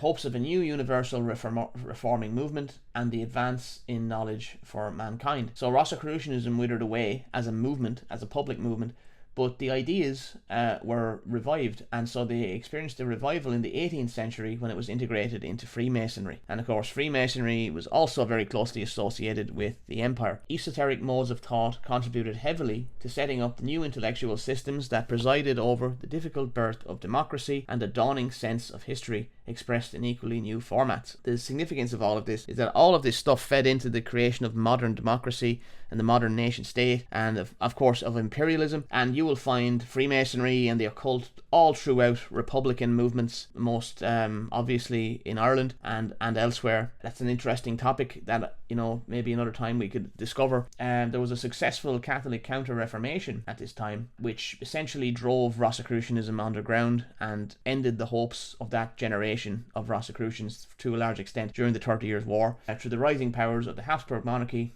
and Catholic Spain. So Rosicrucian manifestos then, they influenced many of the leaders of science, including René Descartes to some extent. Samuel Hartlib, John Dewey were very influenced by them, as were the Royal Society, as well as Comenius, who gave the Rosicrucian ideas a planetary dimension and anticipated the humanitarianism of Freemasonry. So Hartlib, Dewey and Comenius are all millenarians, and the conversion of the Jews was a central component of the grand plan which underlay their activities. Now, of course, these guys are not the only ones who are pursuing these goals. Cromwell is very interested in them, and of course Jury was actually working under Cromwell as well, which we'll get to later on. But basically they were very interested in this idea from a religious eschatological millenarian perspective of converting the Jews basically to the new religion, to the purified religion, and they proposed the creation of a college for Jewish studies among other Pansophic projects suggested by Comenius. Like the radical German Protestants, Comenius linked Kabbalism and Rosicrucianism to dreams of an anti-papal crusade, and all were influenced by Andre, but the term Rosicrucian was abandoned. So the utopian ideal of an enlightened philanthropic society in touch with spiritual agencies was not abandoned. So we're back to Comenius, and so he developed a theosophical philosophy known as Pansophy, and this is like I said, a macro-microcosmic philosophy. So you see this with all theosophical philosophies are basically macro-microcosmic. They go from the large scale and they bring it down to the tiniest scale. And so it's a system of universal knowledge, kind of like encyclopedism. All things are ordained by God and classified according to their analogical relations.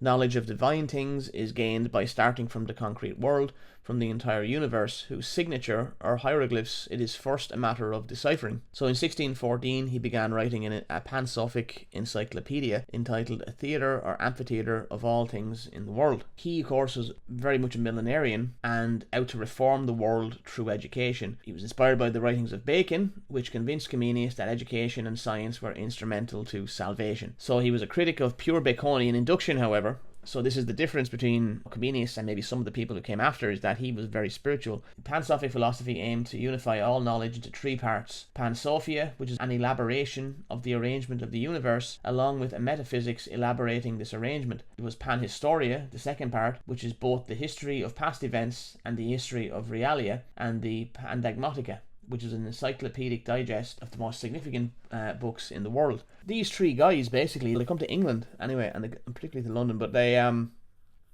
so the educational ideas of Comenius were promoted by Hartlib and the Hartlib Circle, which is the group of intellectuals and correspondents. It's a correspondence network basically that Hartlib maintained all across Europe and the New World. And in 1641 Hartlib procured an order summoning Comenius to London, where Parliament had shown its interest in the matter of education and had employed Hartlib, an enthusiastic admirer of Comenius, to attempt some reforms. Pictured there is London in the 17th century pre-Great Fire. You can see the big massive bridge, which there's literally houses on the bridge. When Comenius was in England, him and Hartlib considered turning the derelict Chelsea College into the central institution for the reform of English education, embodying the principles and practices of Solomon's House, and with Comenius to become the dean of the college, which would reflect the Baconian ideal of a recapture of Edenic wisdom, a goal that was restated in Comenius' own Via Lucis, the Way of Light, from 1642. They didn't actually turn Chelsea College. Like a lot of the plans of these men, they didn't get to pull it off directly in their time, but the intent and the ideas are crucial. So this brings us to utopian brotherhoods. So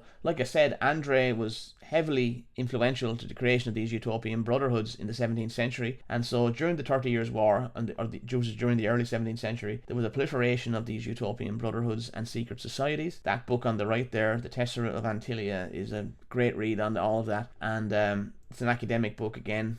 All the research I'm pulling from here is just good, solid academic research.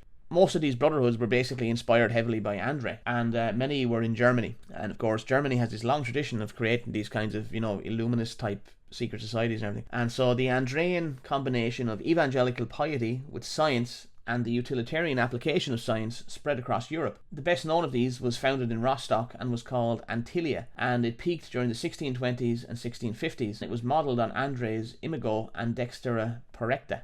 Hartlib and Jury were both in contact with the Antilians, and Hartlib had attempted for a while, in vain, for several years from the late 1620s to secure a location to establish a utopian community basically for them. One of the places they looked at was a Baltic island called Runu in the Gulf of Riga, and of course they also looked in England and in Virginia in the New World. Now Hartlib is credited with introducing these kinds of ideas basically to England, where they flowered during the 1650s. Jury and Hartlib were also central to the spread of Rosicrucian ideas through a Scottish-Swedish network that connected Germanic Elbing and Rostock to Protestant Sweden, Scotland and England. It's all part of a kind of a general kind of trend that's going on here is that there's the creation of these secret societies. They're attempting to pursue Protestant unity, and this is one of the main things they're attempting to do. There's all kinds of geopolitical machinations you could go into. I don't go into any of that because it's not that important to the actual story of education. All of these people were very much involved in what was going on in history, in geopolitics, and in the relationship between European countries. And so this Scottish-Swedish network basically was attempting to bring these Protestant countries together, basically against the Habsburgs and Catholic Spain, and these secret societies were central to it. And so this brings us to, well, who the hell is Samuel Hartlib? Well, he was born in Polish Prussia, where he had been the center of a mystical and philanthropic society, most likely one of Andre's Christian unions. Photographed in the background to that slide is Elbing in the 18th century, so that's where he was born. He likely was inspired by Bacon's works before coming to England. Francis Yates suggested that Hartlib's vulgar or utilitarian Baconianism may owe more to the Dee tradition than to Bacon.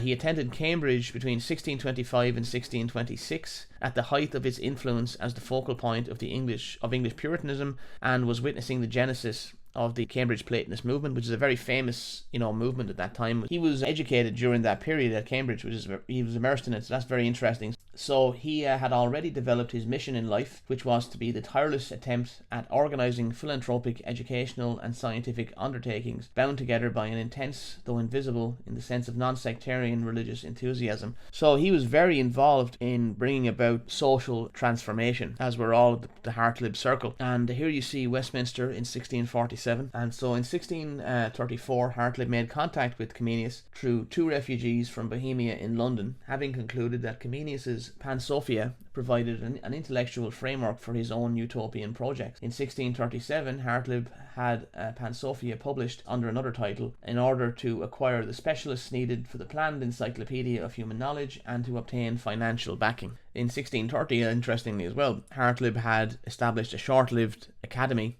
at Chichester, which was for the education of the gentry of this nation, to advance piety, learning, morality, and other exercises of industry. Another interesting utopian aspect of this, like I said, most of these people were heavily influenced, and many of them had written their own utopian stories and texts. So Hartlib published this book called A Description of the Famous Kingdom of Macaria, which was actually written by a guy called Gabriel Platz, but Hartlib got a lot of these guys' work published, and it was dedicated to Parliament, i.e. the Long Parliament. What is the story of this? Well, Edward Bernstein, who we've described before as a very prominent communist reformer of the 19th century, he says that it described a progressive system of taxation for those who failed to improve their lands, and argued for the subsidized emigration of the surplus population. What we're seeing here is the emergence of a kind of a technocratic or managerial type mindset. So the modern state is supposed to manage immigration, supposed to manage economics, and it's a progressive system of taxation to encourage certain kinds of public behaviours.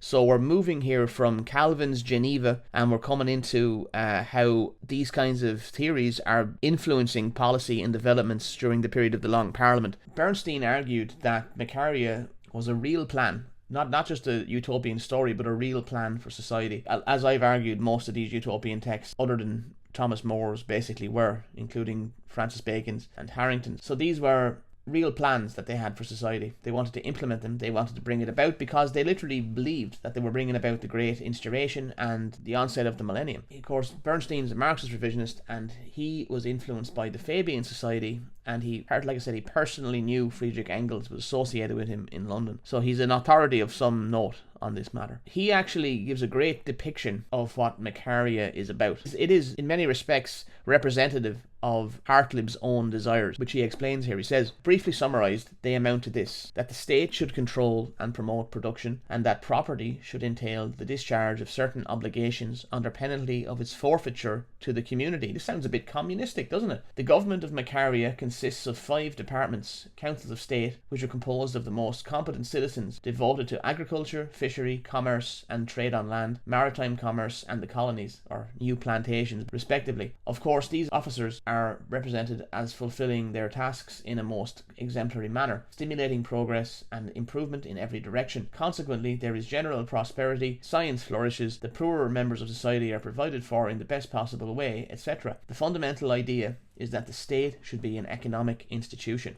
Hartlib held fast to this idea throughout his whole life. Macaria figures in his letters almost to the very last. What have we picked up here? So this Marxist theorist is explaining basically how this book which represents the thought of the Hartlib Circle and of Samuel Hartlib, is essentially a kind of proto-communism. In the 17th century, through the writings of Harrington and now of the Hartlib of the Hartlib Circle, you get this technocratic managerial development, and so society is beginning to become secularized, and it is beginning to become directed by scientific experts. And of course, education is to take on that role of training people to live in this new society. So Comenius, here he is again, he of course central to all of this. He's associated heavily with Hartlib and the Circle. Plans for a universal college, universal schools, universal knowledge and universal language, which were initially outlined in Via Lucis, ultimately became the foundation for the exhaustive Consultatio Catholica, which may be regarded as the Comenian complement to Bacon's Instauratio Magna. Both systems were conceived as a means of completing the restoration of what harmony of nature which was sacrificed at the fall. The ultimate plan was for Protestant England to become a beacon of learning whose light would illuminate the whole of a benighted Europe. So they're looking at England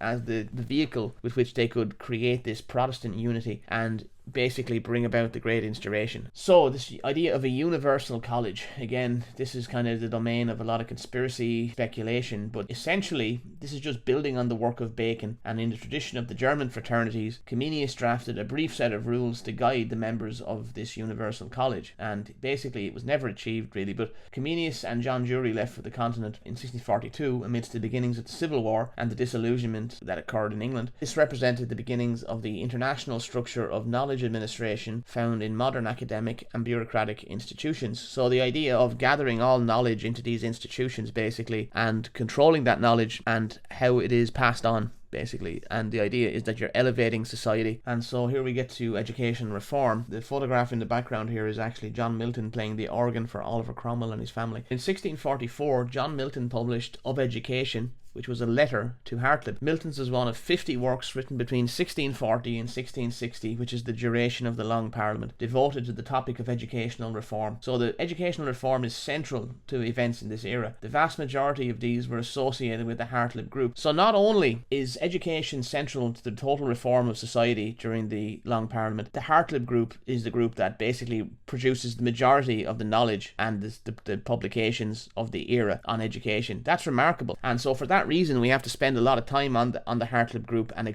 understand what they're about. Sir William Petty was a contributor to these discussions himself. He was an economist, philosopher and scientist, a future technocrat, and we explain in the end of this presentation, we're going to analyse Petty's involvement in Ireland in a deeper way. But regardless, he wrote the advice of WP to Mr. Samuel Hartlib for the advancement of some particular parts of learning in 1647, and this outlined his own scheme for education. It emphasised literacy and technical training, as well as an office of common address according to the projection of Master Hartlib. So he's calling for an office of common address, or this office of address, and this is an important institution because, as we're going to explain here, that was essentially kind of a centralized knowledge institution basically that would guide the development of society and all patents and all technology development and everything. And in 1649, King Charles I was executed. Cromwell's new parliament commissioned Milton to write a tract on Ireland, which appeared in May of that year, which was called Observations upon the Articles of Peace with the Irish Rebels. And of course it's been Puritan and it's very anti-Catholic. There's a determination to expound his theory of permanent reformation. So the Irish are going to have to be reformed basically. This is a millenarian objective. So all of this was motivated by millenarian desires.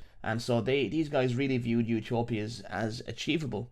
Thomas More viewed utopias as impossible, utopos, and this was an Augustinian interpretation of the spiritual city of God, which ruled out such eschatological hopes. But millenarianism of the time said, no, we can actually create heaven on earth. We're actually going to bring about the millennium. So they believed that England lay under a special dispensation, and the Hartlib Circle believed that their reformist activities were part of a great project which is driven by divine will, and so they were convinced that their aims were sanctioned by Providence as appropriate to the penultimate stages of history. There's a great quote from Webster. This was a corollary of the Protestant search for spiritual renewal. Secular wisdom, with consequent material power of the Baconian and spiritual regeneration of the Puritan, provided conditions for the imminent realization of the kingdom of God in the form of the earthly paradise, fulfilling the biblical prophecies of the New Eden and New Jerusalem. And so with this in mind, the Royal Society was founded, greatly inspired by Bacon, obviously the followers of Bacon, basically. They believed that a great cooperative effort to marshal empirical knowledge would lead to an intellectual regeneration, a return of man's dominion over nature, which had been sacrificed at the fall. So the goals of the Royal Society were also expressed by the apologist for the Society, Thomas Sprat, in terms of a regaining of the knowledge that Adam had once possessed. And that picture there is actually taken from Sprat's book, and it basically depicts Francis Bacon and William Brunker flanking a bust of King Charles II following the restoration as King Charles, set on a pedestal surrounded by the symbols of scientific learning. So, and of course you could look at all that and look at the symbolism, and the Masonic imagery is quite apparent there with the floor, the compass and everything. But regardless, the Royal Society has utilitarian objectives, which are basically the reformation of the world. So Hartlib managed to obtain a slight measure of state patronage, which afforded him the opportunity to organise detailed programmes of social reform for presentation to Parliament and its committees. These covered most spheres of social policy, but the advancement of learning occupied the central role. His group contributed schemes covering the reorganisation of all levels of the educational system from poor school to university. Hartlib's ideas for education were similar to and inspired by Comenius and John Dewey. He had a concept for a new institution centred around service to the Commonwealth that would be delivered by a network of polytechnics, which would replace the existing university. So you see here, these guys are very concerned with building new institutions to replace the old ones because they didn't have a lot of faith in the existing scholastic form of education that was taught, and they wanted to create polytechnics and technical education and bring that to the fore as the means for the reform of society. So in a sense, they are really the forerunners of events in the 18th and 19th century, when there was new academies and new institutions were created on a more solid footing. And this brings us to John Dewey. So John Dewey is the son of a radical Scottish minister and a minister himself. He came to know Hartlib in Elbing, and I believe Comenius as well in Elbing. But regardless, in 1628 he published a pamphlet entitled De Summa Curae Pedagogicae Se Spirituali Agricultura Exercitatio, which drew the familiar comparison between the process of education and the cultivation of plants, a theme which influenced the terminology and metaphors of Bacon and Comenius. And so in 1650 Dewey advanced his own conception of the ideal school in the Reform School. In this pamphlet he detailed the arrangements for a boarding school for approximately 50 or 60 boys who would attend from around the age of 8 for 11 years. He discussed the practical organisation of the school in considerable detail, describing the building, equipment and staffing needs, as well as a regimented timetable with no hour left unoccupied. In Dewey's plans, the structure of the daily programme, the particulars of the curriculum and the organisation of the schoolhouse all have a role to play in the building up of the city of God in our generation, which is the ultimate task of the Reformed School. So he's really talking about, really forming the attitudes and values of people in a very profound way by occupying every hour, every moment of their day is planned out meticulously. And this became very popular with a lot of the early progressive schools as well in the 18th and 19th century. He's an interesting figure in his own right, actually. He actually made extensive connections like Hartlib across Europe, including he met René Descartes at one point, although they didn't have that much in common. But regardless, he also knew Joseph Mead, who was another influence on Comenius, and Dewey was embroiled in attempting to bring the Jews back to England. So they're really interested in what's going on with the Jews as part of this, greater overall plan for a new society and converting the Jews. So it was believed they would convert to the purified Christianity of the Puritans, basically. He wrote a pamphlet entitled An Information Concerning the Present State of the Jewish Nation in Europe and Judea, wherein the footsteps of Providence preparing a way for their conversion to Christ and for their deliverance from captivity are discovered. He helped organising fundraising ventures and all that, and he had a fundraising venture to gather monies for the Jews of Palestine, and he spent 25 years basically working to convert the Jews and create Protestant unity in Europe. So that was a huge part of his life. He was particularly interested in a very important episode, which we'll explain on the next slide. So he attempted to work out how the arrival of the Jewish Messiah might fit into Christian millennial expectations. So this is real conspiracy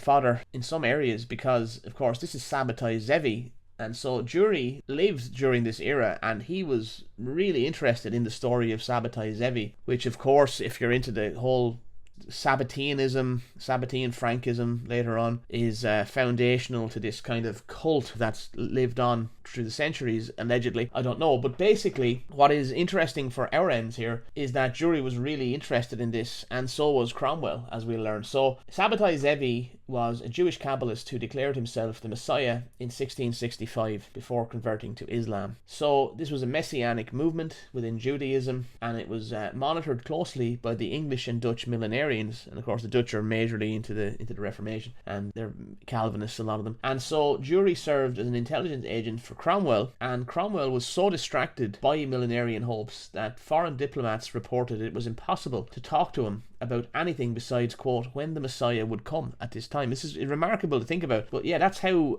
caught up in this whole Sabbatai Zevi story and on all this millenarian expectation these guys were. They genuinely believed that they were bringing about the end times and the return of Christ. And so there's another angle on this, which is that I found that the exiled royalists who had been defeated, of course, in the Civil War, particularly the Scottish, they identified with the Jews of the diaspora and adapted their mystical language of reclaiming Jerusalem, which is basically, in their mind, Britain, and rebuilding the temple. So you see here that essentially the Stuart Restoration appears to have been facilitated to a significant degree itself by a Scottish Freemasonic Jewish alliance, even though the Republicans under Cromwell were very caught up in Jewish expectations. So it's a remarkable thing to think about, that both sides have their own analysis of scripture, you know, that led them to that kind of conclusion. Here's Cromwell, of course.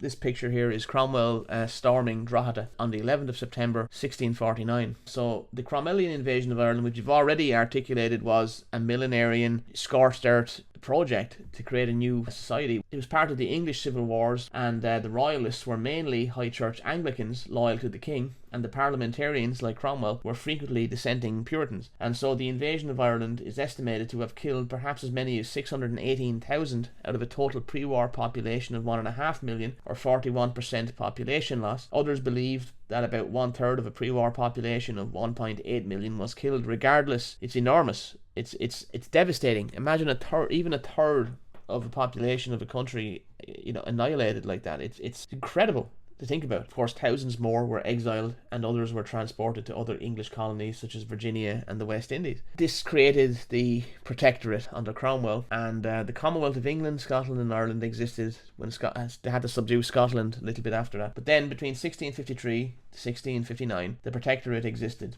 and Cromwell became the Lord Protector, effectively establishing a new social order in Ireland. And around this time, according to Irish educational historian Antonia McManus, the Irish hedge schools had their nascent period. They didn't take root fully. It was a small development, but it was significant enough that it presaged what would happen with the penal laws, basically. So they didn't take root until the penal laws of the late 17th century. And a Cromwellian record from 1655 states that several popish schoolmasters do reside in several parts of the counties of Meath and Louth, and teach the Irish youth, training them up in superstition, idolatry, and the evil customs of this nation. This brings us to the Erasmus Smith schools, which are kind of in the news as I'm making this video. These have become topical because there's like a cancelling situation going on. But regardless, I'll give you a brief background, because they actually kind of find their origin point in this era. So in 1657, a Puritan adventurer from London called Erasmus Smith drew up an indenture giving 3,881 acres in Galway,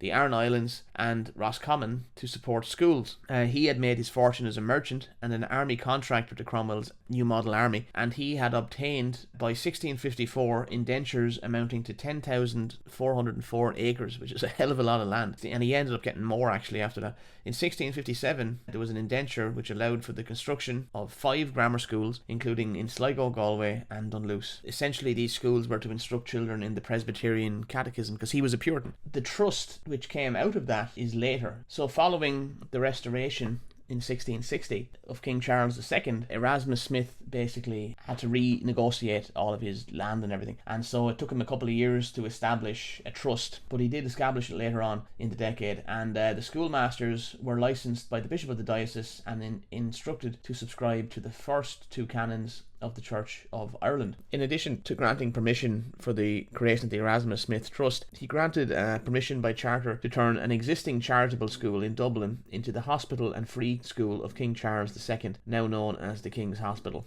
and it's also known as the Blue Coat School. In 1723, the King's Hospital began receiving the support from the Erasmus Smith Trust. Now, the King's Hospital is an elite school in Dublin. It still exists to this day, and a lot of famous people have gone to King's Hospital, including Roderick O'Gorman and Leo Varadkar in more recent times. All kinds of singers, Catherine Thomas, Lisa Hannigan, Denise Chalia, all these kinds of culture people, a lot of Olympians. There's a list of people. There's a Wikipedia there, you can look at it. All kinds of people, basically, including John Weir, the loyalist murderer and member of the Glenanne gang. So there's one for you. Another innovation of the trust was the scholarships that were created to send pupils to Trinity College, which it had an affinity with, and it also created a series of chairs at Trinity, which still exists to some extent. 4 of them, I believe. In 1870, so in the 19th century, then 1870, the high school was established in Dublin under the support of the trust, an elite school in Rathgar, basically. And there's a bit of a kerfuffle at the moment because there's like a cancelling going on there. Someone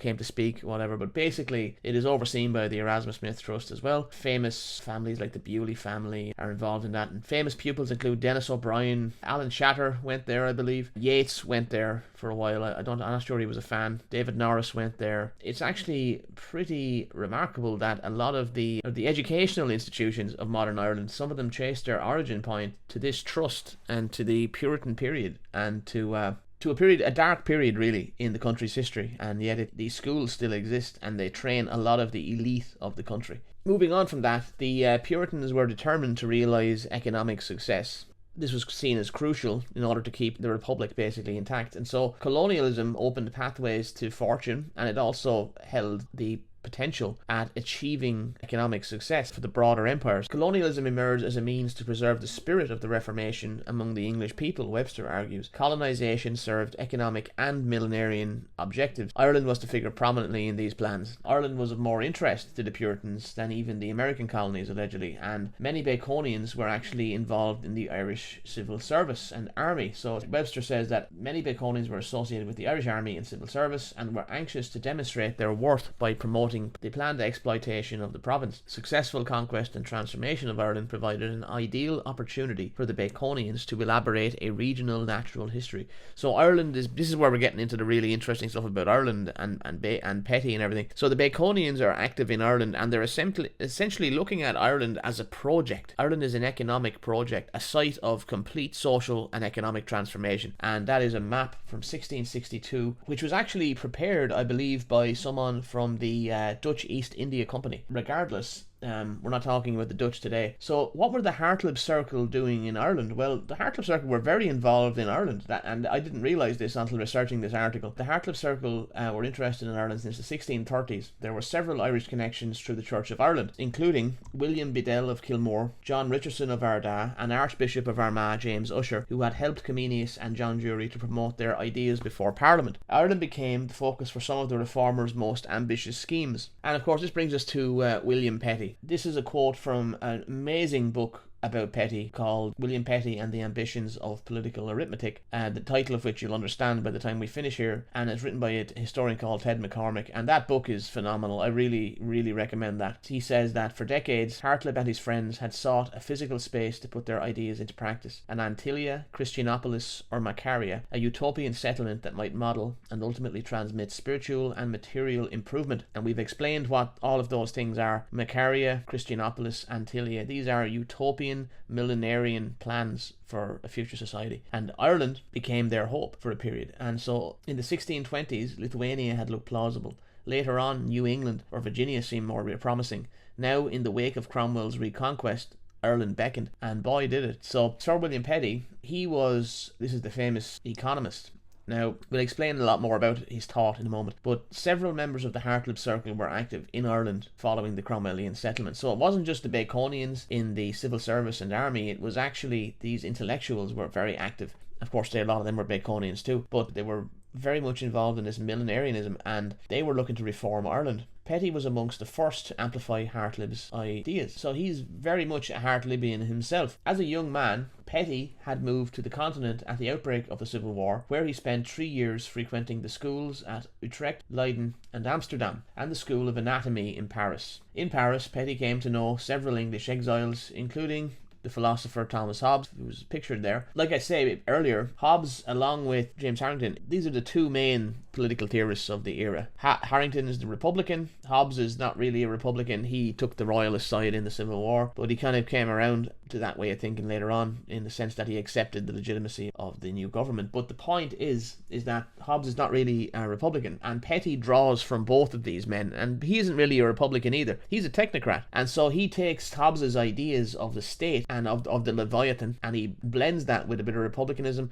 and he brings his own mathematical scientific mind, and he really is the first technocrat. He served as Hobbes's personal secretary for a while he was in France, and at the time of their collaboration it is possible that Hobbes was writing his Leviathan, his famous work Leviathan, which would be published in 1651, and he had published Deceive in 1642. So another biography of Petty, an older one from 1895 or so, explains that one of the principal doctrines of these works, which Hobbes had doubtless instilled into the mind of his pupil, was that in order to preserve social order and civil freedom, which are the main objects of government and the first duty of the citizen, and to prevent the rise of an imperium in imperio, the state must not be afraid to assume the right, if necessary, of controlling religion, and must be prepared to resist the pretensions of the clergy, whether Catholic, Anglican or Presbyterian, to interfere in matters of state and lay hands on the government. So he is instilling in Petty, these kinds of these ideas of the secular state, which is really Hobbes in many respects is the origin of the modern managerial state to some extent. Hobbes's early iteration of social contract theory, which of course was built on by later on by Rousseau and all, presupposed the necessity of a powerful sovereign government charged with directing the affairs of state. Petty's subsequent activities in Ireland were informed by his mentor in this regard, particularly Hobbes's extension of mathematical method to politics. Both men differed elsewhere. So they like I say, when you trace ideas through history like this, you have to be careful you don't jump to too many conclusions. You have to actually see where the ideas are coming from. But Hobbes is certainly an influence on Petty along with Harrington. Petty is most famous probably for leading this thing called the Down Survey of Ireland between 1656 to 1658, and this was crucial of course to the settlement of Ireland. So basically the land was used to repay government creditors known as adventurers like our friend Erasmus Smith, and soldiers, and of course Smith was able to use his cunning to basically acquire much more of these shares ultimately in land, and he became very wealthy because of it. But regardless, the survey paved the way for the domination of Ireland by a Protestant ascendancy later on. Catholic ownership of land dropped from approximately 80% in 1600 to 22% in 1688. That's a map from the Down Survey, which you can see is actually very precise for the era when you look at it now in terms of its accuracy. The Puritan aspect of all this is very relevant. So John Owen, who was a celebrated nonconformist divine, in 1649 he travelled to Ireland as the chaplain to Oliver Cromwell, and in 1649 he was also appointed parliamentary delegate charged with examining the spiritual condition of the people of Ireland. In February 1650, Owen returned to make an important sermon before Parliament, in which he urged in impassioned language the religious needs of the Protestants in Ireland and in Dublin especially. So Cromwell's personal minister basically. So this resulted in some changes. So one of the resultant committees appointed in 1651 to order Irish schools according to the rules and discipline used in the free schools of literature in England or Holland, known to any of the said committee, was dominated by Hartlib's associates, Anthony Morgan, Henry Jones, William Petty, and Benjamin Worsley. So the committee that was set up as a result of John Owen returning back basically and saying we need to change things, we need to provide education on a better footing for the Protestants, was dominated by Hartlib's guys, including Petty. And of course Petty and Worsley had direct experience of Dutch education and were likely responsible for the reference to Holland. Now Petty also held the role of commissioner for reorganising grammar schools in 1656. What we have here is a very much practical application of educational change by the Hartlibians. And of course Trinity College was also marked for revision. So following John Owen's return from Ireland, a committee was also appointed then to develop a comprehensive educational foundation on the basis of Trinity College. Owen led the discussions on revising the Trinity Constitution, and there were plans for developing Trinity and for building a second college and free school in the city with their own master, ushers, scholars and officers there. There was a Puritan leadership was selected, and it was directed by Samuel Winter, who was a Puritan preacher. A teaching staff of about 6 fellows were also selected, and they were also dedicated Puritans. The new regime emphasized ministerial training, and to this end the teaching of Greek, Hebrew and rhetoric was demanded. That artwork is by a guy called James Malton, who has some of the most amazing depictions of Dublin from around that time. That's from around 1790, so it's a little bit later. And so other fellows included the grandnephew of Archbishop James Usher, John Stern, and the fellows also acted as preachers in and around Dublin. The fellows included Nathaniel Hoyle, Henry Wotton, Edward Veal, Stephen Charnock, the Marsdens, Gamaliel and Josiah, members of a well-known Puritan family, and Samuel Mather, who came with his more celebrated brother Increase Mather from New England. He was at Harvard and everything. And of course, interestingly, Comenius had been offered the role of the leader basically of Harvard College when it was created. So that's something I didn't put in the essay, but it's actually very interesting. It shows the influence, how major it was. And so Miles Simner, a friend of both Petty and Hartlib, who played an active role in Petty's Down survey, was installed as professor of mathematics. Simner maintained an interest in experimental philosophy, so that at least one senior member of Trinity was intimate with the scientific affairs of the English Baconians. So yeah, the Baconians and the Hartlibians are pretty much calling the shots to a significant extent in the Protectorate, but of course that didn't last, and of course we had the Restoration in 1660, and so the ambitious plans were largely unimplemented by the time of the Restoration. The major advocates of the new sciences were in the army and civil service, which were better able than Trinity to attract hopeful young scholars from the English universities. And of course that's King Charles II. In 1660, Petty was amongst the first members of the Royal Society. He is a founding member of the Royal Society, which was created for the promoting of experimental philosophy. By 1661, Petty had obtained a considerable income and an immense estate of approximately 50,000 acres in County Kerry. Most of it indeed waste and unprofitable, but which he hoped would ultimately be a source of both private profit and national wealth. So he did really well out of that survey. With his prominent role in the Cromwellian settlement, he became the sort of Baconian technocrat, as Ted McCormick describes him, that he had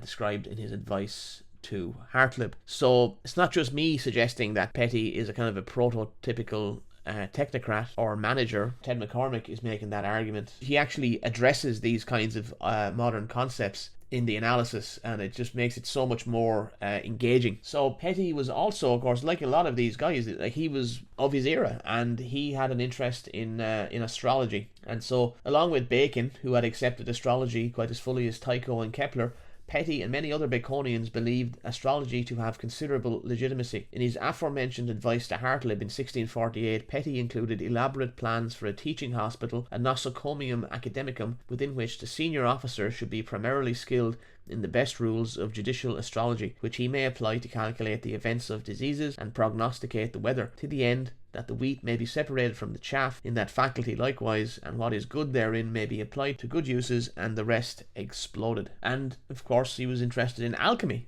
In 1647, during his most active years with the Hartlib Circle, he was interested in alchemy, and between 1649 and 1650, during his time at Oxford, he was also involved. So he lived above an apothecary's shop at Oxford and hosted meetings of the Philosophical Club that included alchemical experiments. Depicted there is in what an apothecary's shop would have looked like, and essentially it's kind of like a combination of a pharmacy and a place where you go to get high. It is a kind of an archaic pharmacy. It sold all kinds of potions and lotions and medicine. In a time when medicine was obviously not nearly as advanced as it is now, these shops were very, very common. He lived above one, and this club basically included alchemical experiments that he took part in. And so this brings us to some of the really interesting stuff from McCormick's book. There's an alchemical belief that substances could be converted into other substances through this concept of transmutation. And so the 17th century new men of science believed that society was a bit like this. It was like an organism or something that could be molded and transformed in its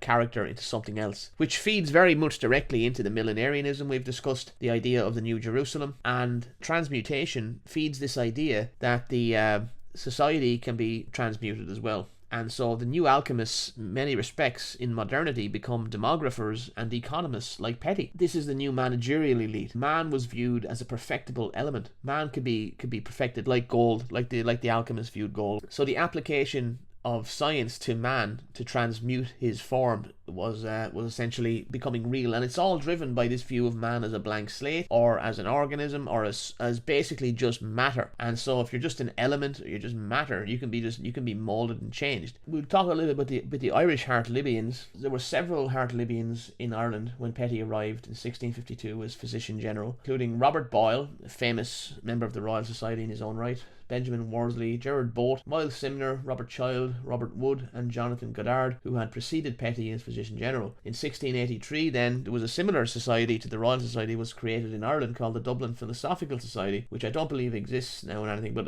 it existed for a while, and Petty was very involved in it, and the Hartlebians were involved in it, and it had a similar remit to the Royal Society, and owed its foundation to the work of Petty, Wood, Simner, and Henry Osborne, who were all Hartlebians who had resided in Ireland since the 1650s. Petty served as the Society's first president. The Baconians, the Hartlebians, are very active in reforming Ireland, and the Cromwellian government in Dublin was full of Baconians, like we've said. There was a small group of enthusiastic supporters of the new learning in Ireland, united by a common outlook and their friendship with Hartlib. The conquest and settlement of Ireland created the demand for specialist scientific skills, and this led to the creation of the first chair in mathematics at Trinity College, which was held by the aforementioned Miles Simner. In 1654, Henry Osborne produced a manual for surveyors, and that is actually depicted there on the left hand side. It's a scanned copy of it from 1654, a more exact way to delineate the plot of any spacious parcel of land. The theme here is that science is being used to transform the landscape and to transform man. The new learning is transforming science, and new education is transforming man.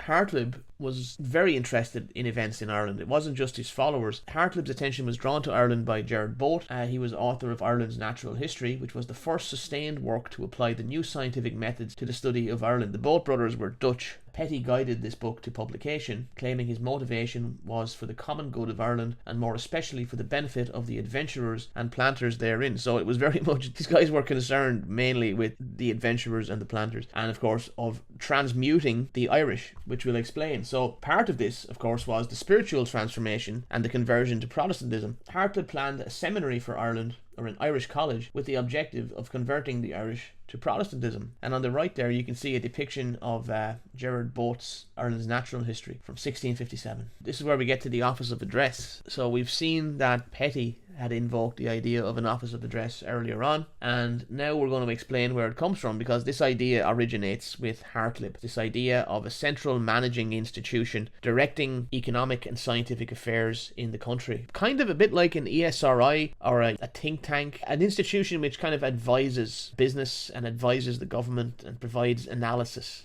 collects data. And so in 1646 Hartlib writes of an office of address. In 1647 he published Considerations tending to the happy accomplishment of England's reformation in church and state. This was not successful in gaining the support of Parliament, but the office of address, regardless, was an influential idea, and it was essentially described by Charles Webster as Hartlib's attempt to resuscitate the ashes of the Universal College. So he didn't get to build the Universal College, this institution of organizing knowledge and data and experiments and connecting people, connecting inventors and engineers, because they're very interested in regulating the economy. They're very interested in creating a regulated type of economy, So it's not just a laissez-faire or anything. We're talking here about the earliest stages of political economy. They're thinking in terms of management, the managerial society. So this would be a state-regulated institution. The Office of Address, built on the idea of the Universal College, would be a state-regulated institution. It would maintain an international correspondence network of learning and direct the activities of inventors, according to Webster. And that's the copy of Hartlib's Considerations tending to the happy accomplishment of England's Reformation in Church and State. This is another Petty publication from 1648,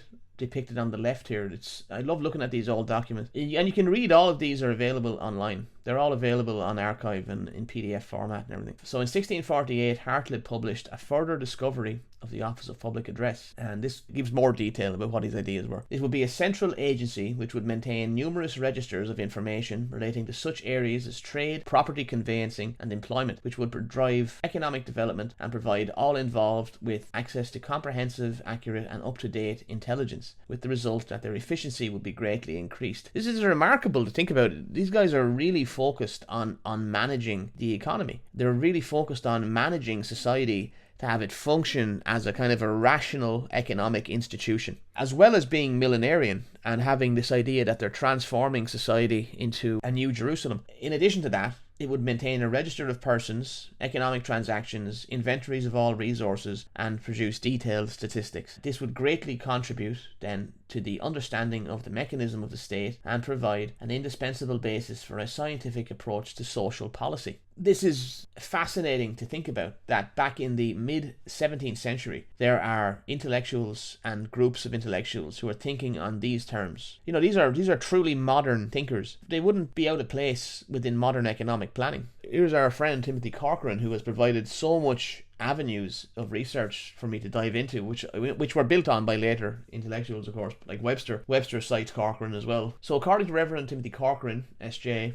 a project was commissioned in 1657 for granting £2,000 a year in Irish town property to maintain a foreign correspondency with learned men, for the supplying and assisting also such at home and abroad whose learning, parts, studies and abilities have made them capable of being in some way or other extraordinarily useful to the public and conducing to the advancement in general of learning. Corcoran picks up on this. His mind fascinates me because he picks up on the significance of all of these things, and he's very clued in, writing in the early years of the 20th century in Dev's Ireland, basically. He was a huge figure in Dev's Ireland in terms of public education policy, and we'll use his work later on in the series too. He picks up straight away that this is Hartlib and the Baconians. So he says, it is noteworthy in the wording for the plan of the new academy, the Protector reserved for himself the ultimate control of all appointments to it, and that the wording is wide enough to include measures of aid for the illimitable educational projects of Comenius, the central figure of the whole group. He makes the connection with Comenius, Hartlib, and this is before a lot of the work analysing a lot of these guys had really been done in the 20th century. Corcoran was excavating all of this history about Ireland, and he anticipated that these guys were thinking in these terms. This shows, in my view, that Corcoran has a consciousness which was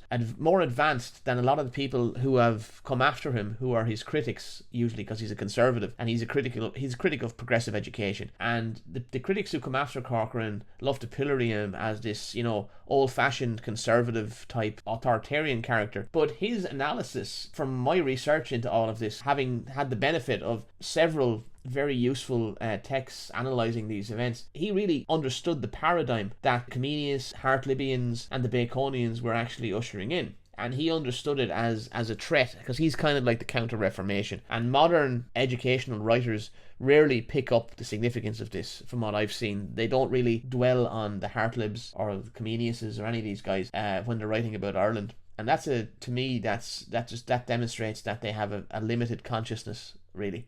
Building on that, Corcoran in State Policy in Irish Education says that these plans represented an unobserved device of Dr. William Petty and Master Samuel Hartlib to establish that Office of Public Addresses which they advocated with Milton, Hall, Snell, Webster, Woodward and others of the Baconian group ever since 1647. So he just nails it. Like, he absolutely comes in and just puts his finger right on something that I'm looking at now, and I'm really realizing, wow, this has had a profound effect. Some in many positive ways perhaps, but also there's many questionable aspects of this which are worthy of critique. And Corcoran, writing in the early 20th century, basically just puts his finger on it, and his analysis is spot on. So the Irish blank slate. So Ireland was viewed, like I said, as a new Jerusalem, a new potential Jerusalem, a blank slate where the theories of political economy and the new learning could be applied. And so the plantations were part of an economic development agenda. William Petty provided the initial impetus for modern macroeconomic theory. Aggregation and quantification of economic data, the essential ingredients of macroeconomics, were a key part of Petty's legacy. Petty's Down survey is described by Ted McCormick as a political instrument. So he is very much a technocrat, a manager. He's coming up with new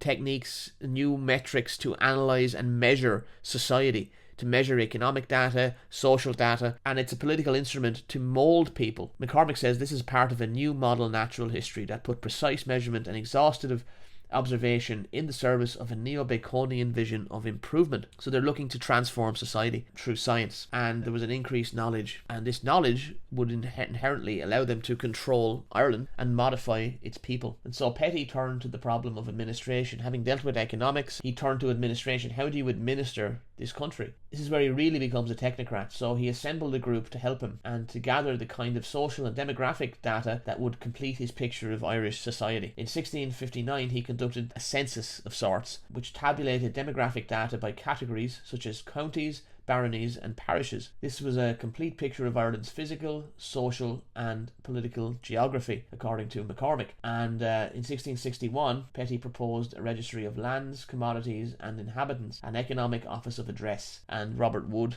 another Hartlibian, suggested a similar registry himself, owing to the influence of Hartlib. So Hartlib has had a profound influence on that period of Irish history, and the Hartlibians can be seen as proto-technocrats, as well as purveyors of an earlier form of modern education. Describing the office of address, Ted McCormick says, but for Petty, unlike Wood, the instrument had much wider scientific and political purchase. It would show the king whether his people, that is the natural and true riches of his kingdom, multiply or diminish, grow richer or poorer, revealing the impediments as well of foreign commerce as of domestic plantation and manufacture, and facilitating both equitable taxation and effective government. And this is what Petty says: when we have a clear view of all persons and things with their powers and families, we shall be able to methodize and regulate them to the best advantage of the public and of particular persons. And then McCormick comments very presciently. He says, it was not just a useful regulation, it was a tool of scientific government, a way of methodizing both policy and people. Petty is described by Charles Webster as the main figure to carry into the Restoration the ideal of national economic planning and development pioneered by the Hartlib Circle. There's also a Harrington connection. So not only was he groomed and trained by Thomas Hobbes, he was also groomed by the figure of James Harrington, who was the other great political theorist of the 17th century. Petty was involved in the Rota Club, which was ran by James Harrington, and it was held at Miles's Coffee House in New Palace Yard on the River Thames embankment between 1659 and 1660. And I think there was other meeting houses as well, but the Rota Club has been well documented in all the biographies of Harrington and everything. As we've said, this was about the equal distribution of land within a constitutional commonwealth. That was the Republican thing, with democratic elections to ensure social stability. This picture in the background actually depicts the New Palace Yard, Westminster, as they appeared in the year 1647. So that's what it pretty much looked like around the area where the Rota Club was located. Petty wrote a paper basically using Harrington to critique Hobbes. He's investigating these ideas and testing them, and he writes this paper. He compares republican and monarchical societies, and he spent the remainder of the paper outlining an ideal state along oceanic lines, paying particular attention to the administrative and electoral divisions of the population. So he's very much coming up with a pragmatic solution of how to manage society and how to direct society and to guide its development in a positive direction. Petty blended natural philosophy, a scientific and mathematical approach with a measure of utopianism. The transformation of landscape and people. In 1662 he published a treatise of taxes and contributions, which combined a Harringtonian notion of natural policy, a Hobbesian view of sovereignty, and an approach to population which borrowed heavily from his friend, the father of modern demography, John Grant. And I believe the two of them became well acquainted at Gresham College, which was very much associated with the New Learning and with the Royal Society and everything. I believe Grant lost his home, actually. I think he became quite poor as a result of the Great Fire of London. But the treatise was described in essentially Hartlibian terms. So like a Macaria, like Hartlib's Macaria, Petty is blending science, technology, mathematics with the management of society. He's a pure technocrat. The treatise was described in essentially Hartlibian terms, favouring productive or useful groups and taxing the idle or troublesome, deliberately manipulating the relative sizes and positions of the social groups in question. So it's a progressive form of taxation, basically. This was published in 1690 posthumously, and this is the Political Arithmetic, and this is where the title of McCormick's book comes from. And so this displayed an alchemical attitude to population, and I was struck by this when I read this. I've actually quoted directly from this in the article as well. The idea was he wanted to unite the English and Irish populations by transplantation and proportionable mixture. So he taught that if we just get enough Englishmen into Ireland, essentially, we can breed them with the Irish, and we can create kind of an integrated English society. And in 1691, he published another work called The Political Anatomy of Ireland, again posthumously. By this time, the Irish were basically defeated and conquered, and he weighed the potential benefits of transplanting 10,000 Irish women to England and 10,000 English women to Ireland annually for 4 or 5 years to make the union of Ireland and England more solid through the process of transmutation and union. His phrases, which would see the populations become one. He conceived of constructing 160,000 houses in the English style. This is remarkable because you see here, this is essentially the modern approach to demographics. We can just bring people in, we can just mix them together, and through culture, through the control of culture and the control of their development, we can essentially manufacture the people we want. It's actually remarkable to think that that's a concept called transmutation, which is very much an alchemical way of thinking. In the political anatomy of Ireland,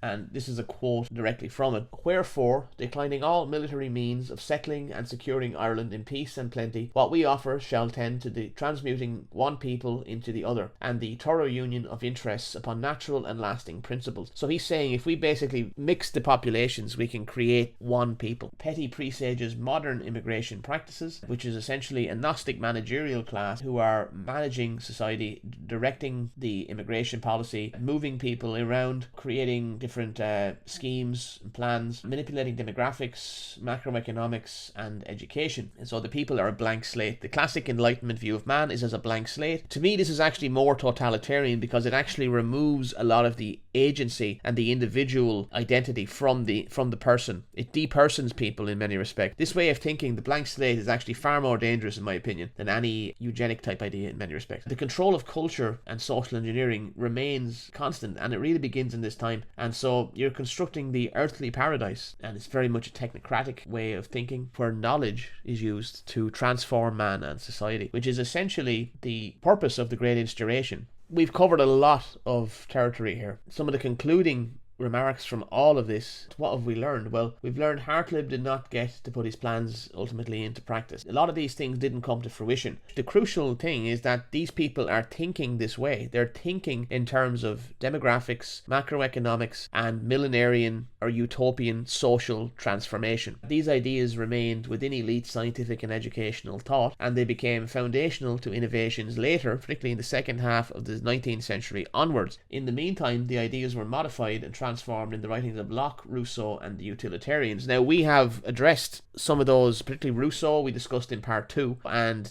Helvetius and the French encyclopedists. We developed more analysis in the Gnostic essay, and the utilitarians come out of that. Next, we're going to go into the utilitarians, and we're really going to draw on the philosophies that inspired that. And we're going to argue that Comenius and the Hartlibians, in many respects, represent a kind of a third, what a historian called Richard Popkin has called a third force. We won't get into it now, but it's kind of a different way of thinking about 17th century philosophy and intellectual thought. So there's not just, British empiricism and Cartesianism. There is actually a third force which Comenius and the Hartlibians really represent. This third force has an inherently theosophical character, and I argue that this is actually very relevant to the world we live in now. To summarize some of what we've covered here, we began with Renaissance humanism and the Renaissance generally, and how it revived classical ideas. In particularly, it reintroduced Hermeticism and Kabbalah, or pagan and Jewish Gnosticism, and how the Enlightenment is a progression, basically, you go from Renaissance through Rosicrucian Enlightenment, Scientific Revolution, the Enlightenment, French Enlightenment, and all this. But the point is, it's not really a break. It's actually evolutionary. It's ideas moving through time. They're being modified. They're being developed in certain directions at different times, but ultimately you have to look at it as a kind of an evolutionary process. Baconian scientism essentially represented the application of science to society. This is not unique to the third force people like Comenius and Hartlib, but I suppose the objective of this kind of spiritual transformation of society is what makes it unique. The quest for encyclopedic knowledge, we've discussed that as part of this, and how that became, under the French encyclopedists, a very atheistic type movement, which we discussed in part 2. We discussed Hobbes and Harrington being the two predominant political theorists of the era, republicanism and kind of large state Leviathan type politics, as well as, of course, the new managerial elite, which replaced the clergy. And so the clergy are now replaced by this new managerial elite, and in many respects they have spiritual qualities. The managers setting the agenda for society, they actually are a new theological movement. And of course we explained how Schmidt explored that in his work. Carl Schmitt explored explore, he was obviously a follower of Hobbes in that tradition. He explains how the managerial elite are essentially a secularized clergy, and so all of these institutions are coming from theology. And and now we can kind of see how this kind of really kicked off in the 17th century. We were looking at it in the 18th century, but now we're looking at it in the 17th century. It's about creating heaven on earth, a utopia, a new Jerusalem. The process of secularization is revolutionary, and it's coming through, as we explained with René Guénon in the very beginning of this presentation. The Renaissance is the beginning of secularization, and that is the great animating force of everything that comes after in the Enlightenment. It is secularization. So we're moving through history, and these concepts and notions that were theological in character are becoming secularized, and through that you end up in later on, well, you get the revolutionary movements of the Puritan Revolution and everything, 30 Years' War and the upheaval of all of that. But what you get later on is the secular theologies of the 18th and 19th century, of the French philosophers, the Enlightenment philosophers, and of course the revolutions of the 19th century and 20th century as well. And those are the political religions as described by Vogelin, and Paul Gottfried talks about the political religions as well, and he describes post-Marxism, which is in many respects the current political religion that on the left that we're dealing with, which is like, it's beyond Marxism. It's actually something else which is debatable, but it is not directly Marxist, but it is socially transformative. And I would argue that this is the trajectory that you have to be looking in. This is the way you have to be thinking. And so this work that I'm engaged in here, I feel very strongly about it, and it's why I dedicate this kind of time to doing this. I know this is a very long video, it's a very long essay, and I can assure you it took me a long time to write it, and so I would appreciate if you would go over to my Substack and subscribe